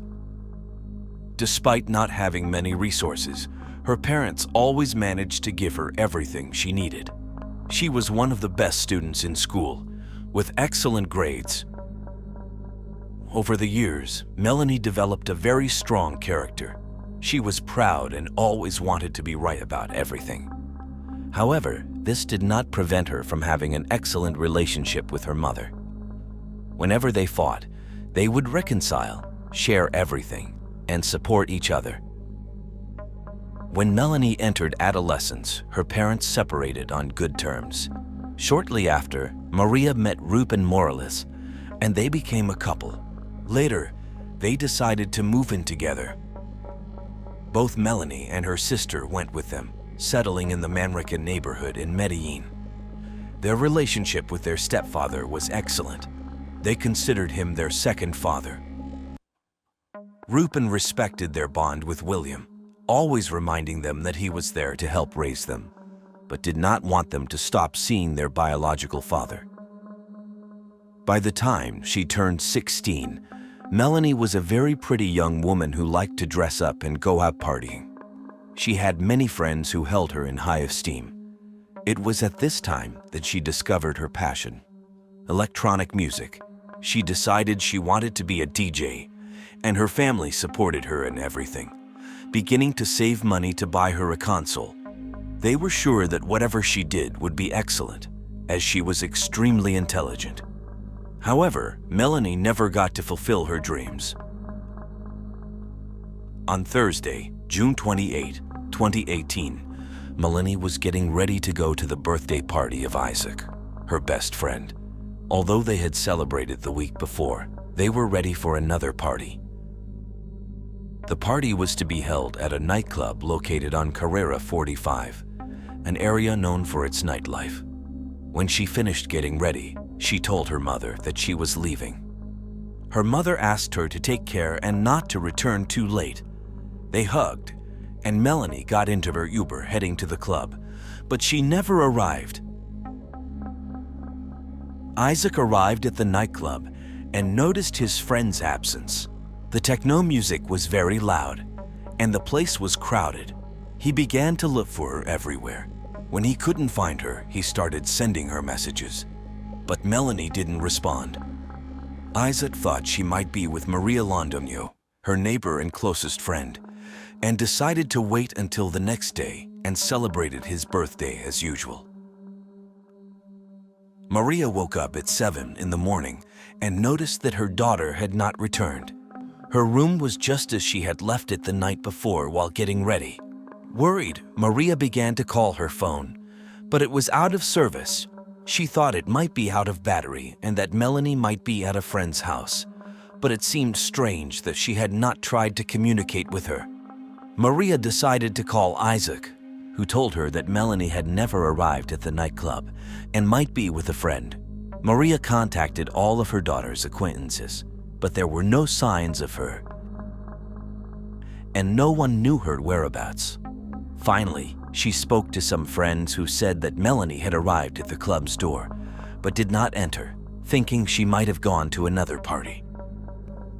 Completely desperate, Maria called her ex-husband and gave him the terrible news. He tried to calm her, saying it was still early and that Melanie might be sleeping at someone's house. But the afternoon came, and Melanie did not appear. Her parents tried to report her disappearance at the police station, but since it was a holiday, they were not taken seriously and were told to wait longer. Trying to stay composed, her parents thought she might have gone to a farm, probably celebrating the long weekend, likely with no cell phone signal, and that's why she hadn't communicated with them. But deep down, they knew that wasn't true. They sensed that something bad was happening. Maria, Ruben, and William began their own search, covering all the places where they thought Melanie could be, from the houses of her acquaintances to parks and the streets of the nightclubs she frequented. After an initial search, they decided to post flyers all over the city with a detailed description of the young girl, including a photograph that Melanie had taken the night she disappeared. She was seen wearing a short blouse, light blue jeans, and white sneakers. Her physical characteristics were described as slender, short in height, with black hair, brown eyes, and several tattoos: a rose on her chest, a moon on her forearm, and wings on her back. Her most distinctive tattoos were a fish on her right leg, covering a motorcycle burn, and one under her clavicle that said, "Crazy Life." She also had a belly button piercing and a peritonitis scar on her abdomen, making her easily recognizable. While distributing the flyers to pedestrians and police officers on the street, they made it clear they were utterly desperate and that the official search should start as soon as possible. The news spread quickly, and social media was flooded with images of Melanie. The weekend passed terribly. Maria couldn't sleep, constantly thinking about her daughter. Finally, early on Monday, Maria went to the police station to report her daughter missing. The search was categorized as urgent due to Melanie being a minor. Officers checked hospitals and morgues to see if anyone named Melanie or matching her physical characteristics had been admitted, but they found no trace of her. Melanie's parents clung to the hope of finding her alive, but the days became longer and her absence more worrying. Then, the first lead emerged. A witness approached the police station to give a statement, saying they had seen Melanie on the night of June 28 near the El Palmar soccer field. They noted that the young woman was dirty and beaten, as if she had fallen, and was accompanied by a young man wearing loose clothes, a cap, and large sports shoes. While this testimony contributed to the search, the situation remained complicated. The description of the boy with Melanie was very general, as most of her friends dressed that way. However, Maria thought of one person, Miguel Naranjo, her daughter's ex-boyfriend. The 18-year-old had ended his relationship with Melanie 3 months earlier on bad terms. Maria asked her younger daughter to contact him. Miguel claimed to know nothing about Melanie's whereabouts, emphasizing that he hadn't seen her for weeks. He then expressed great concern, saying he would be devastated if something happened to her, as he still cared for her deeply. However, days later, more testimonies contradicted Miguel's statements, with all witnesses saying they saw them together at a party that night, and that he was very drunk. Following these declarations, the prosecutor's office began to consider Miguel the main suspect in Melanie's disappearance. They obtained a warrant to search his house, but they found no trace of Melanie, leaving them back where they started, without the slightest idea of the girl's whereabouts. On July 5 of the same year, Maria woke up in anguish, unable to believe that her daughter was still missing. She prayed to God to bring her back, alive or dead, as she couldn't stand the uncertainty anymore. Her prayers were answered, but not in a good way. That same day, Maria received a call from an unknown number. On the other end of the line, a voice told her to stop searching for her daughter because she was already in another world and buried in a place called El Calvario. Without allowing for more questions, the caller asked Maria not to reveal their identity to the police, as they had not spoken earlier due to fear. After the call ended, Maria quickly headed to the police station. Along with her husband and 2 officers, they set out towards the mountain, and she also notified everyone she knew to help with the search. They arrived at El Granizal neighborhood of Medellin, where the mountain was located. The territory was large, with many entrances and full of bushes.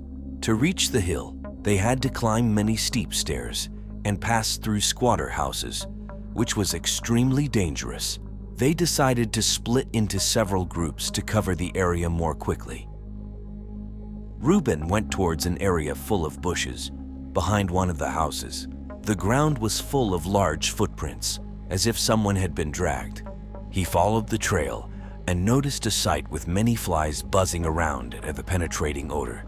He grabbed a stick and began moving the rocks on the ground. When he turned over one of them, he saw something terrible, a human head. He immediately called the police officers who were searching nearby. At first, they thought it could be an animal, as animals were often dumped in that area. They continued removing stones and spotted blood. Finally, they could clearly see the face, which was completely disfigured, but it was evident that it belonged to a human body. Maria couldn't stop crying, not wanting it to be her daughter. Natalie thought it might be another girl who had also been missing for some time. The whole family was in denial. The officers notified the forensic medicine services. When they were able to unearth the body, all doubts were cleared. Despite the mutilation, they could discern the tattoo on the girl's chest. The body was completely unclothed, with the mouth open and filled with dirt, all teeth broken, and one of the eyes dislodged. There was also something very strange. The person who buried her had thrown calcium oxide over her. The body was exhumed by the criminalistics and transferred to the Institute of Legal Medicine and Forensic Sciences. After a few hours, experts confirmed that it was none other than Melanie.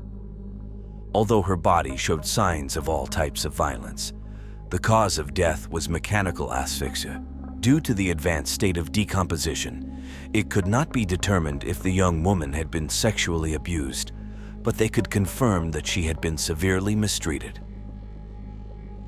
Her family was inconsolable. There was no longer any hope of finding her alive, but they could still find the terrible person who had committed the sinister crime.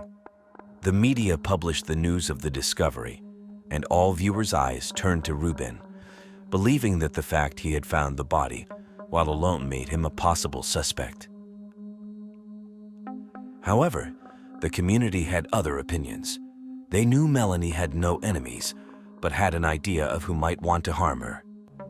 Everyone was aware that her relationship with Miguel had not ended well, and that he was a rather violent young man. Meanwhile, Miguel continued sending messages to Melanie's relatives, saying he was very distressed by the young woman's loss and had done everything possible to find her. But no one believed him anymore, and an angry mob of neighbors showed up at his home to lynch him.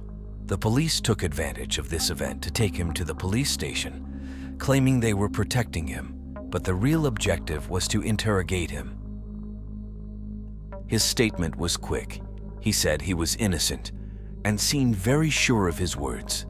As there was no evidence against him, they had to let him go. Almost simultaneously, Reuben was cleared of any involvement in the case. There was no evidence suggesting he had anything to do with his stepdaughter's murder.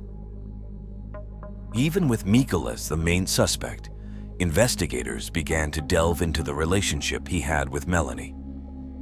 According to sources close to the young woman, the couple met in 2016 when she was 14 and he was 17. Melanie organized a party with her best friends and hired a DJ who was Miguel. She was enchanted by him, and they began dating that same week, later becoming official. They went everywhere together, even on outings with friends. Everyone liked Miguel. They noticed he was loving with Melanie and cared for her deeply. Over the months, the young man started spending more and more time at her house, becoming an integral part of the family. Maria knew that Miguel had problems with his mother. He had told her that she often beat him and sometimes left him without food. Melanie's family cared for him so much that they decided to take him into their home as if he were another son. In the first months of living together, everything was rosy, and they were closer than ever. However, over time, the relationship between the two teenagers began to crumble. They argued constantly, and Mikkel was extremely bothered by Melanie's liking for dressing up flirtatiously. She was so affected that she decided to leave school and started doing something she had never done before: consuming substances. Maria took a while to realize this and confronted her daughter. Melanie told her she had only done it a few times, always in Mikkel's company. This is how Mikkel lost all the trust and respect of the family, and from then on, the situation only worsened.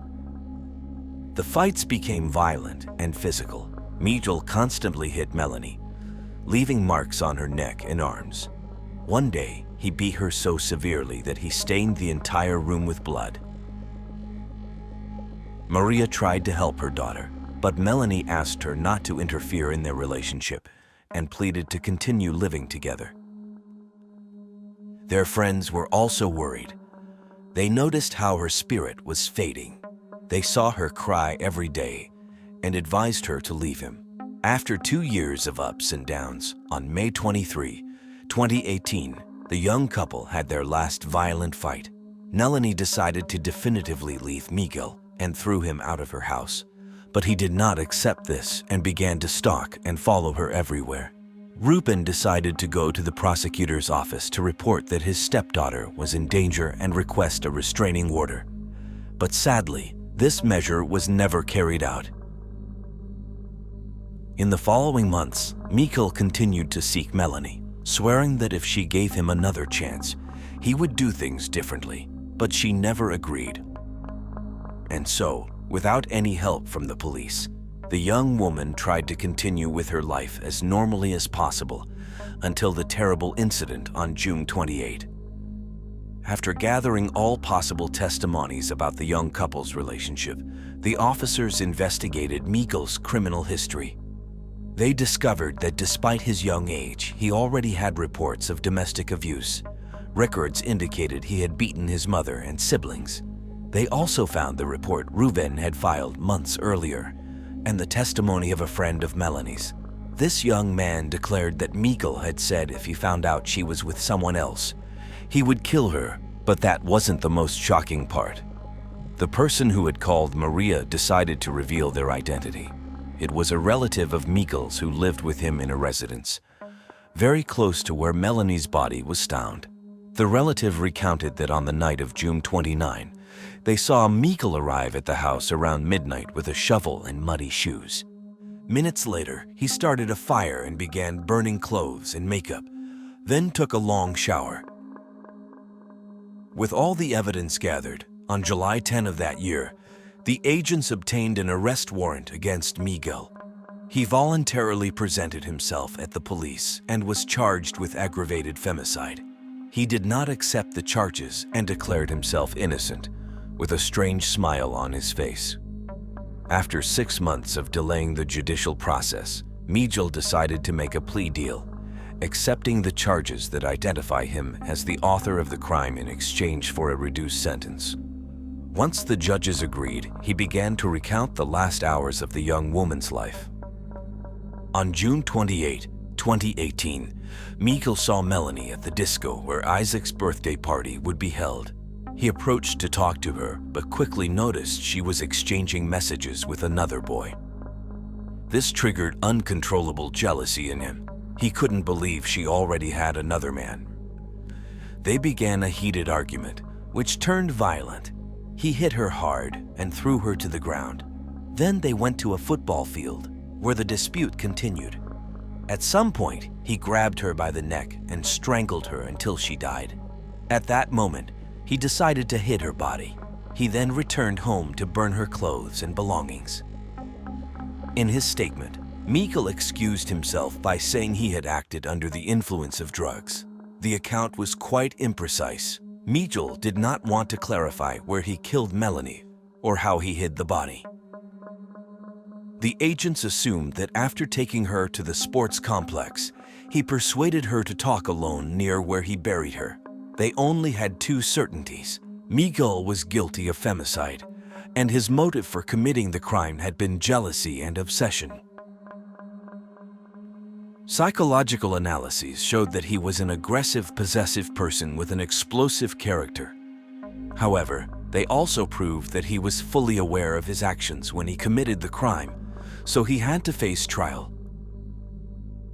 On Friday, January 18, 2019, almost 7 months after the young woman's murder, the first hearing was held. Meagle was found guilty of aggravated femicide and sentenced to 34 years and 8 months in prison. After hearing the jury's decision, he apologized to Melanie's family and society and was transferred to a prison in Medellin. While the family was satisfied with the verdict, they all said they would never forgive him. Through the trial, they united more than ever. The young woman's biological father thanked everyone on his Facebook account for the support they had given him during the process. He said that although the sentence would not bring his daughter back, it at least set an example that such cases do not always go unpunished. However, there is a reality. The authorities had been alerted about Meagle's dangerousness. If they had followed through with the restraining order, Melanie might still be alive.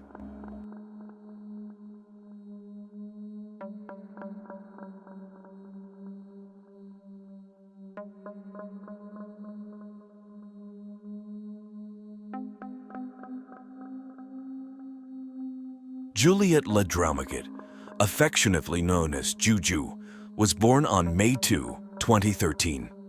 Her parents are Paraguayan William Zapata and Frenchman Stéphane Ladromagit, who gave the little girl both nationalities. Charlotte, the couple's firstborn, completed their family. Eventually, the spouses divorced, and Lillian joined Rainer Oberber, the German citizen who had arrived in Paraguay just a year before to settle in the country. It was known that he had worked on projects or campaigns related to human rights in Europe. Juliet had microcephaly, a neurological condition that causes motor disabilities and cognitive developmental delays. The girl was described as a cheerful, affectionate, and lively child who enjoyed playing outdoors. From mid-March 2020, Juliet had been living on a farm in the city of Emboscada with her mother, sister, and stepfather. According to reports about the case, Rainer convinced his partner to settle there when the quarantine was imposed due to the COVID-19 pandemic. Everything seemed tranquil and almost idyllic in this corner of the country, but that calm was unexpectedly and dramatically shattered on April 15, 2020. On that day, little Juliet disappeared without a trace while on the property where, in addition to her family, there were 2 workers. According to information released by the Paraguayan newspaper ABC on the morning of April 16, when the local school director realized that one of his students had been missing since the previous morning, he notified the authorities. Immediately, officers from the police station of Emboscada went to the residence of the family. It was at that moment that the mother reported her daughter's disappearance. Lillian said that the 7-year-old, who had difficulty moving, and the cognitive development of a 3-year-old had gone missing at around 9:30 in the morning the previous day while playing in the gated complex where they lived, along with a pair of goats that were also missing. She explained that, as time passed without her daughter returning, she asked for help from some neighbors to search the property, but they were unsuccessful. The search operation was immediately launched, involving police officers with trained dogs and the participation of local residents.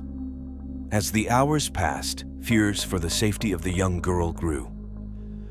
No one could believe that something like this could happen in that peaceful place. Additionally, on April 17, a team accompanied Lillian to check 2 properties in different parts of Emboscada where they had lived, but they found no traces of the child.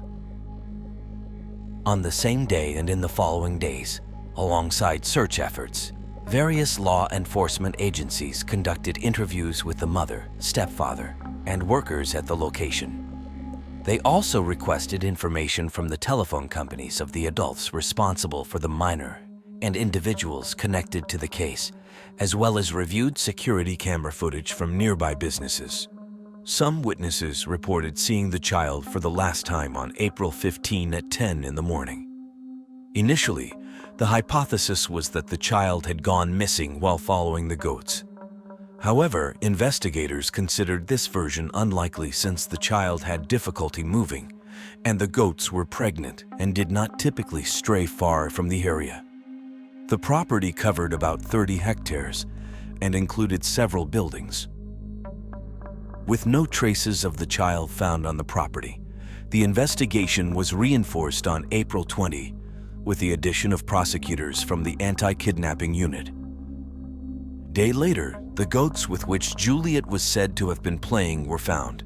They were found in good condition, 4 kilometers in a straight line from the house, passing through a densely wooded area. Due to remote disability, it was impossible for the girl to make that journey with the animals. The next day, the police expanded the search nationwide.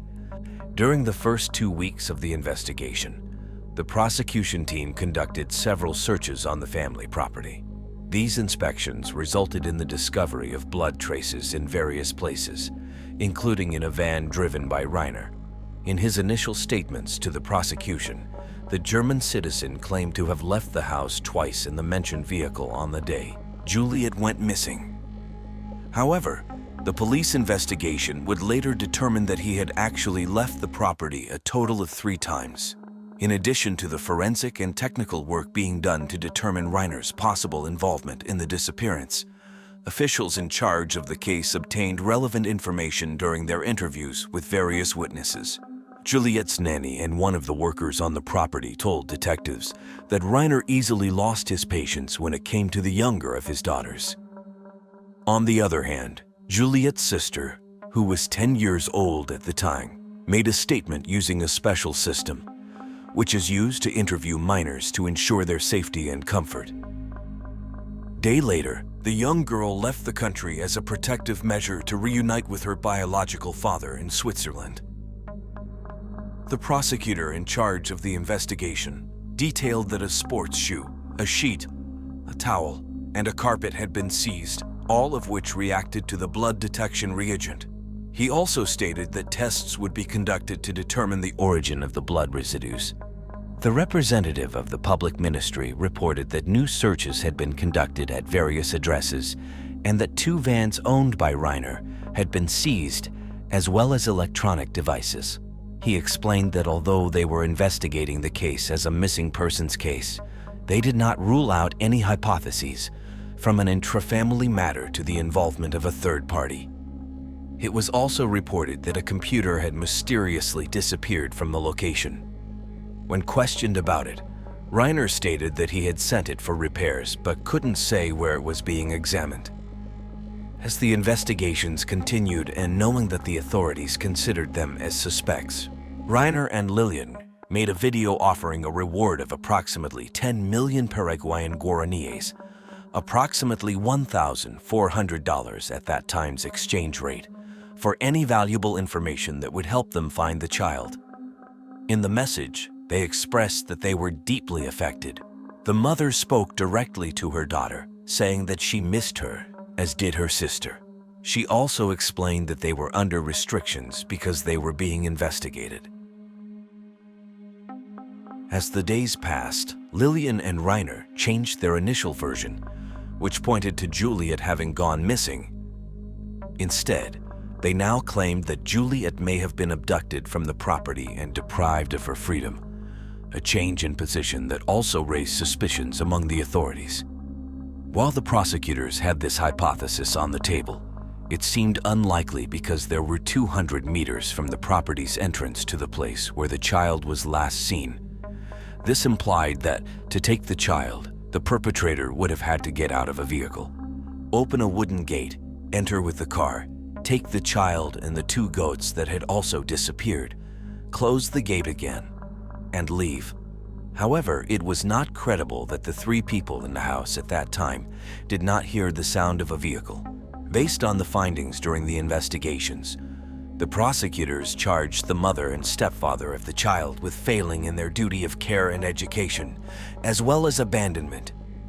On May 4, the public ministry searched the residence and arrested Lillian, 33, and Reiner, 55. The prosecution announced that both had declined to provide an interrogatory statement and were in preventive detention. One of the figures who appeared in the media and pointed to Reiner as a suspected person was Rufino Zapata, Lillian's father and Juliet's grandfather. During a radio interview, he stated that the family had strong suspicions that his daughter's partner could not stand the little girl. While he clarified that he could not accuse, the information they had made them think that the German citizen could be linked to his granddaughter's disappearance. Furthermore, the young girl's grandfather said he believed that his daughter knew something about what happened to her granddaughter and was under pressure not to give details about the case. He also expressed that Reiner was a horrible person and he feared what he might do. In mid-May, during a video call interview, Juliet's biological father expressed his trust in the detectives and requested that a complete investigation, especially Reiner. He mentioned that since Lillian joined the German citizen, she had distanced herself from her family and only associated with his circle. He said that he did not distrust Lillian, whom he considered a loving and careful mother, especially with Juliet. Additionally, he mentioned that his other daughter had told him about a very serious matter. He said that further investigation was needed and that he had some suspicions about what might have happened to the little girl, although he didn't know who was responsible. He was certain that it wasn't an accident. According to him, his elder daughter told him about the day her little sister disappeared. The girl said that while she, her mother, and other people were searching for Juliet, Reiner remained seated in front of his computer the entire time. He added that during that day and into the night, Lillian and the little girl were searching for Juliet, but they didn't have the help they needed. While defending his ex-wife, he also suggested that, in his opinion, she was a victim and had no idea what had happened. The father of the child appointed a group of lawyers, including Oscar Tuma, to represent him. The attorneys filed a series of complaints against Juliet's stepfather, accusing him of deprivation of liberty and taking the life of his daughter. Oscar Tuma had collaborated several times with an organization which had been working since 2013 for the protection of children in Paraguay, especially those declared missing. Reiner insisted on his innocence, stating that he had nothing to do with Juliet's disappearance. On May 18, the police once again searched the Julia Fanwith's property, but found no trace of the child. The police and the prosecution had already conducted a series of inspections, especially in places where German citizens who were part of Reiner's circle stayed. Electronic devices, closed-circuit recordings, and documentation were seized. A more intense search was also ordered, considering the possibility that the child might be found deceased. Some buildings were examined, and floors were lifted, but none of these efforts yielded results. The media covered the case, especially the differences of opinion between Juliet's father and his lawyer, Oscar, who announced in early June that he was stepping away from the case. According to him, his job was to find the truth, but his client's demands would not allow it. When asked about it, he added that Stefan's decision to side solely against Reiner went against his convictions. The lawyer took the opportunity to explain that, in his opinion, all the pieces of evidence pointed to both of them as responsible for the child's disappearance. Despite intense efforts, the lack of results from the various actions undertaken caused frustration among both the investigators and the child's grandparents. However, as time went on, and based on information contained in various seized devices during searches, detectives made discoveries that changed the course of the investigation. On July 23, the prosecution expanded the charges against Juliet's stepfather to include possession of child sexual content. In a press conference, the investigators revealed that, after analyzing 80,000 photographs contained in the seized electronic devices, they found adult material and intimate images of Juliet and her sister. According to the prosecutor, they had indications that the stepfather of the minors had captured the images. The established truth concept dictates that the person who took the photograph is considered the alleged perpetrator. This was articulated in the reasons for the charges against Reiner, as the images were found on his cell phone. Early the following year, the prosecutor in charge of the case declared that the investigation into Juliet's disappearance was getting closer to the truth. However, 2 months later, the case remained unsolved, and a decision by the main suspect came as a surprise. On March 17, 2021, the child's stepfather offered 350 million Paraguayan guaraníes, approximately $44,600 at the exchange rate of that time, for information about Juliet's whereabouts. Through the lawyers who made the announcement, Reiner insisted on his innocence and claimed that he or the kidnappers of the child could have entered the property through the rolling gate or from the neighboring property. On that occasion, he defended the mother of the missing child, who was also being held against her will, and criticized the justice system, stating that he never imagined that the truth could be suppressed for so long and that judges and prosecutors were trampling the law. The following month, just before entering a hearing to provide an interrogatory statement, the German man made statements pointing to Rufino, Juliet's grandfather, and urged journalists to investigate his partner's father. "If you want to investigate a bit, I'll give you a clue. Approach or ask Juliet's grandfather, who always says he knows more. And maybe he does know more than he says. And all I can tell you is that angels will become demons, and demons will become angels," he said.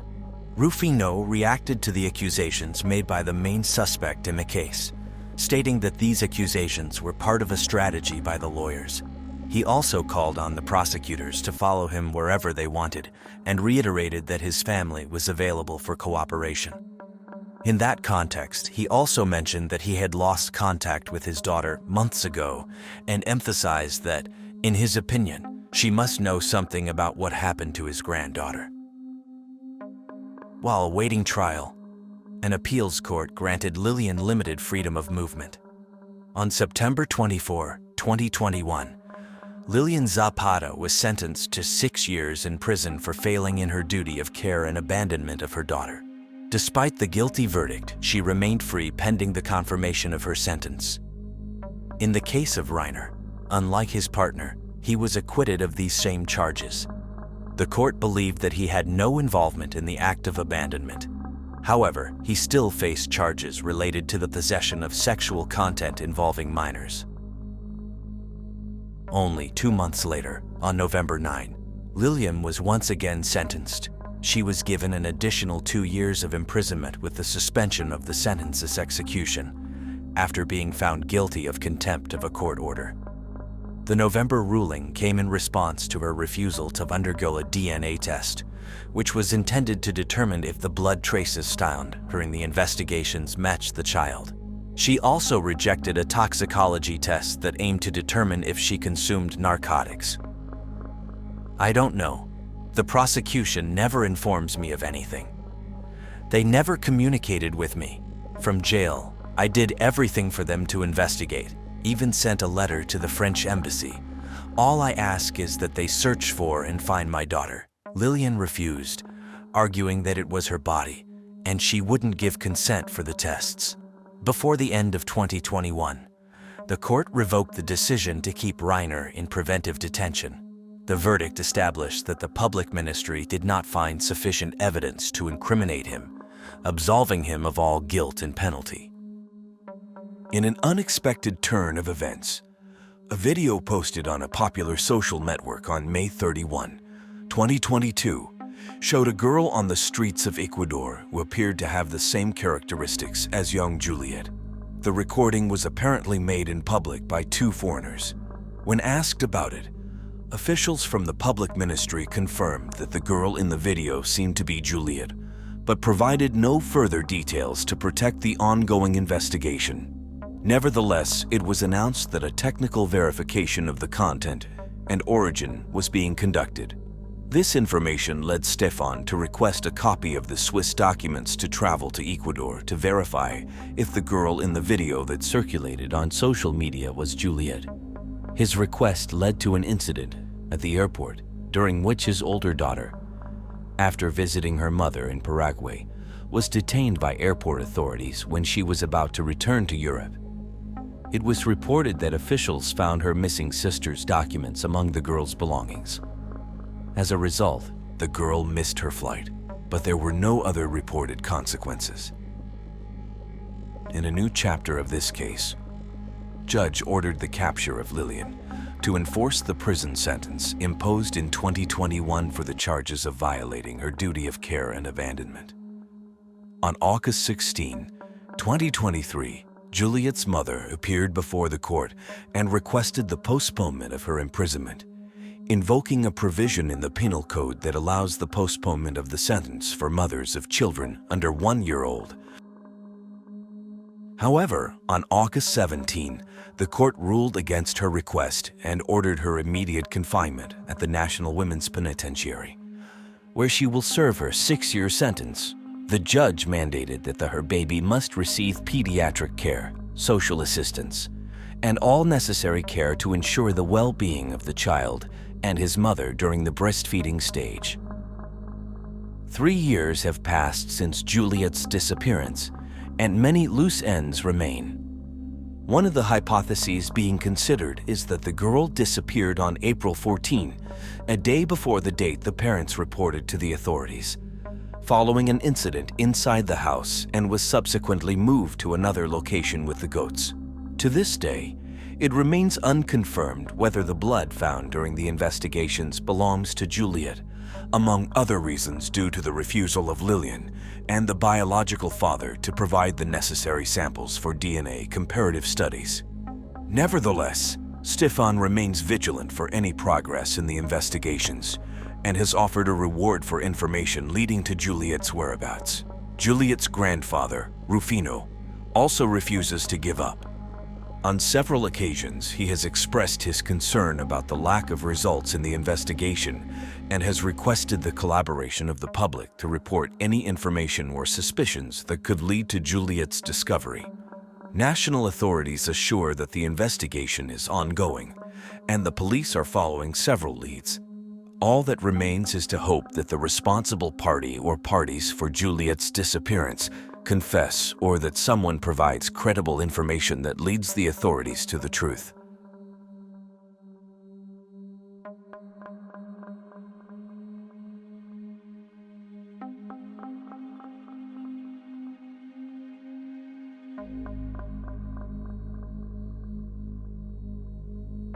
Born in Oregon in 1975, Steven Nichols lived a mostly private life until the early 2000s. In his mid-20s, Steven and his first wife, whose identity remains anonymous for safety reasons, moved to China. During their time there in 2003, she accused him of attempting to suffocate her and throw her off their 8th-floor balcony. Steven denied these allegations and faced no criminal charges in China. The marriage eventually fell apart, and by 2005, he returned to the U.S. as a single man. He owned a 3-bedroom condo near Portland, Oregon, which was too large for just one person. This led him to search for a roommate online to occupy one of the empty bedrooms, a decision that would profoundly impact several lives. Julia Simmons, a single mom, took immense pride in her eldest daughter, Rhonda Casto. Rhonda was born on July 2, 1985, in Galveston, Texas, and possessed stunning beauty. Julia's joy was complete with the birth of her second daughter, Melanie, 5 years later. Rhonda's striking beauty and charisma seemed destined to bring her success. During her teen years, she embarked on a modeling career, earning the admiration not only of Julia, but also of Jessica Colburn, Julia's best friend from high school. Rhonda was not only photogenic, but also had a beauty that ran deeper than mere looks. In 2005, Julia came across Steven's online advertisement for a roommate and felt it was a perfect fit. After an initial conversation, she found Stephen to be charming and promptly rented a room in his condo, moving in. Then one day, Rhonda, a 20-year-old beauty, showed up at Stephen's door, leaving him utterly struck by her allure. She introduced herself, and he was instantly smitten. Stephen believed he sensed reciprocal interest from Rhonda, though he couldn't be sure if it was wishful thinking on his part. Never considering himself a handsome man, Stephen believed his intelligence was his most appealing feature and that this attracted Rhonda. Whatever her reasons, Rhonda responded to Stephen's advances and soon moved into the condo, not as a roommate of her mother's, but as Stephen's girlfriend. Stephen wasn't content with just having Rhonda's affection within 3 months of meeting her. He also developed feelings for Melanie, her sister, who was still underage at the time. His infidelity remained hidden, and by 2008, although they hadn't married, Stephen and Rhonda became parents to a daughter they named Ava. In the meantime, Julia relocated to another condo. Fully committed to motherhood, Rhonda lavished Ava with love. However, she was not immune to the postpartum depression that affects a considerable number of women. Rhonda was particularly distressed about the weight she had gained during her pregnancy, which posed a challenge to restarting her modeling career. Additionally, Stephen's prolonged absences and hesitancy to propose added to her emotional burden, causing her to feel neglected. Consequently, the relationship between the two began to deteriorate. Rhonda's close friend, Jessica, knew about Stephen's infidelity and even asserted that he was physically abusive to Rhonda. Despite this, Rhonda tried to maintain the relationship for the sake of her daughter, Ava. Towards the end of 2008, both Stephen and Rhonda took out life insurance policies, naming each other as beneficiaries, with Ava listed as a contingent beneficiary. In early 2009, Stephen decided to increase his insurance coverage to $1 million. Around the same time, Rhonda resolved to return to her modeling career, recognizing the need to improve her physical condition first. Stephen suggested they go on a hike at Eagle Creek, a popular but potentially dangerous trail in the Columbia River Gorge. Rhonda informed Julia of their plans and asked her to care for Ava for the day. Before leaving, Rhonda made a lighthearted but eerie comment to her mother about the possibility of being murdered. She thought Stephen had planned the hike as a romantic setting to propose to her, or he had darker intentions such as pushing her off a cliff. On the morning of March 16, 2009, the couple woke up early, left their daughter Ava with Julia, and began their hike. Rhonda captured the start of their outing with a photo of Stephen. However, the trip was cut short under mysterious circumstances. While ascending the slippery and moss-covered Eagle Creek Trail, they faced several challenges. The inconsistent weather made the trail wet and treacherous. They reached a particularly narrow part of the trail, where only one person could pass at a time. What transpired next remains an enigma, known only to the couple. According to Stephen's account, Rhonda was in a playful mood and had jokingly draped a towel over her shoulders, dubbing herself Supergirl. She started running and then slipped, falling from a height of over 150 feet. Stephen claimed that he spent an hour looking for her through rain-soaked terrain. When he finally found her and attempted CPR, he collapsed from exhaustion. Back at home, Julia grew increasingly anxious as the day wore on. Eventually, Stephen awoke, but with no cell service to call for assistance, he made his way back to the trailhead. Around 6 p.m., he finally reached his car and called 911. Rescue arrived roughly an hour later, determining Rhonda's injuries to be consistent with a fall. Her death was initially ruled an accident. In the aftermath, Julia received a visit from a chaplain, sent by the local fire department, who regretfully informed her that her daughter was gone forever. In the days that followed, Rhonda's family and friends gathered to pay their last respects at her funeral. To Julia, Steven's behavior during the ordeal seemed unusually detached and lacking in genuine grief. Although media coverage of the incident in 2009 was sparse, initial reports suggested that the police didn't suspect foul play. Despite this, county detectives took their investigation very seriously and began to scrutinize Steven's account more closely. Julia's persistent insistence, driven by her hope of accusing Stephen of her daughter's murder, also played a pivotal role in prompting a more in-depth investigation. Stephen cooperated fully during police questioning. The forensic examiner reported that most of Rhonda's injuries were below the waist and also found traces of various prescription medications for anxiety and depression in her system. While authorities stopped short of definitively ruling Rhonda's death as an accident, Stephen was not charged with any crime. Shortly thereafter, he moved to another part of the state, taking Ava with him. Surprisingly, less than 6 months after Rhonda's death, Stephen faced charges for sexually abusing a 13-year-old girl, allegations he has consistently denied. His legal troubles persisted when he attempted to claim Rhonda's life insurance money. The insurance company refused the payout, arguing that the policy was void due to inaccuracies in the application. Furthermore, it remained uncertain whether Stephen, as the policy's beneficiary, might have been involved in Rhonda's death. If so, he could be ineligible for the payout under Oregon law. A federal district judge later ruled that the $1 million should be placed in an interest-bearing account under court control. The insurance company's lawyers agreed that the money would go to the couple's daughter once she reached adulthood.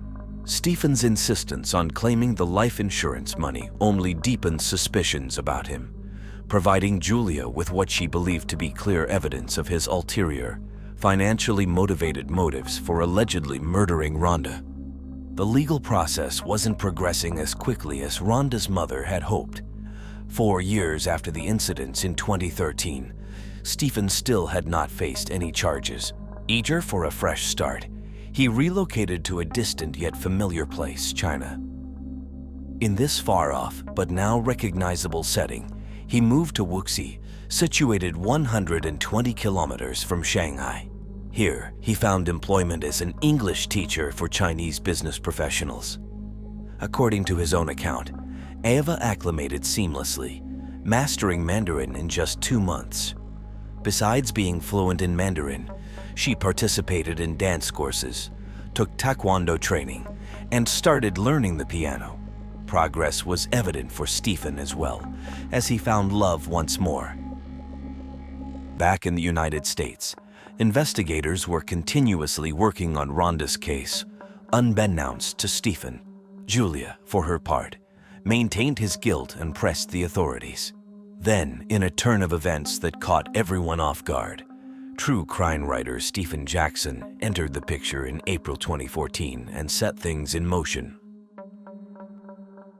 A grand jury reviewed the evidence and covertly indicted Stephen for murder. All the while, he remained in China, completely unaware of the judicial trap being set more than 11,000 kilometers away. The relationship between Stephen and his new partner, Landy, was growing stronger to the extent that Landy had stepped into a maternal role for Ava. Within less than a year, Stephen proposed to Landy, and she said yes. The couple planned to have 2 wedding ceremonies, one in the United States and another in China. To initiate their plans, Stephen and Ava flew to the US in February 2015, with Landy set to join them shortly thereafter. However, upon their arrival in San Francisco, airport personnel informed Stephen that there was an issue with his luggage. Instead of continuing on to his connecting flight to Oregon, Stephen was separated from Ava and taken into custody by detectives from San Mateo County, California. They interrogated him about Rhonda's death, but he declined to discuss the matter. Despite his reticence, the questioning persisted for about 3 hours. Stephen was subsequently extradited to Oregon, while Ava was placed in the care of Rhonda's family. Right after his arrest for murder, Steven was charged with 2 counts of rape in the 3rd degree, and 3 counts of rape in the 4th degree, and 3 counts of 3rd-degree sodomy for allegedly engaging in sexual intercourse with Melanie, his sister-in-law, when she was a minor. Once again, Steven denied all accusations and entered a not guilty plea. His attorney highlighted the unconstitutional nature of the 3-hour police questioning. The defense even assembled their own team of investigators to visit Eagle Creek Trail, aiming to demonstrate that Rhonda's death was the result of an accidental fall. During this period, Steven faced various pretrial hearings that delved into multiple issues, including the available evidence and the motive behind Rhonda's death. The defense argued that her death had been an accident, raising questions about the necessity of a trial. On the other side, law enforcement revisited the site where Rhonda fell and conducted an unusual test using crash test dummies matching her size and weight to explore the theory that she had been pushed. Despite mounting pressure, Steven remained resolute in his denial of guilt, maintaining that he had genuinely loved Rhonda. In August 2015, he attended a bail hearing. His lawyer, Arnold, scrutinized the scientific validity of the tests surrounding Rhonda's fall and centered the defense on the notion that her death had been a tragic accident. Arnold emphasized that Rhonda was the 4th fatality on that particular trail in just 6 months, arguing that similar incidents were more common than most people believed. Christopher, the forensic doctor, testified that Rhonda's severe injuries were all below her waist, suggesting she had primarily landed on her legs and pelvis. Arnold interpreted this as evidence that Rhonda had slipped feet first. If she had been pushed, the injuries would have been more widespread across her body. However, Julia countered these arguments by stating that Steven had ample motive to harm her daughter, accusing him of being both abusive and unfaithful. A bail amount of $2 million was set, and Steven, unable to secure this sum, returned to jail.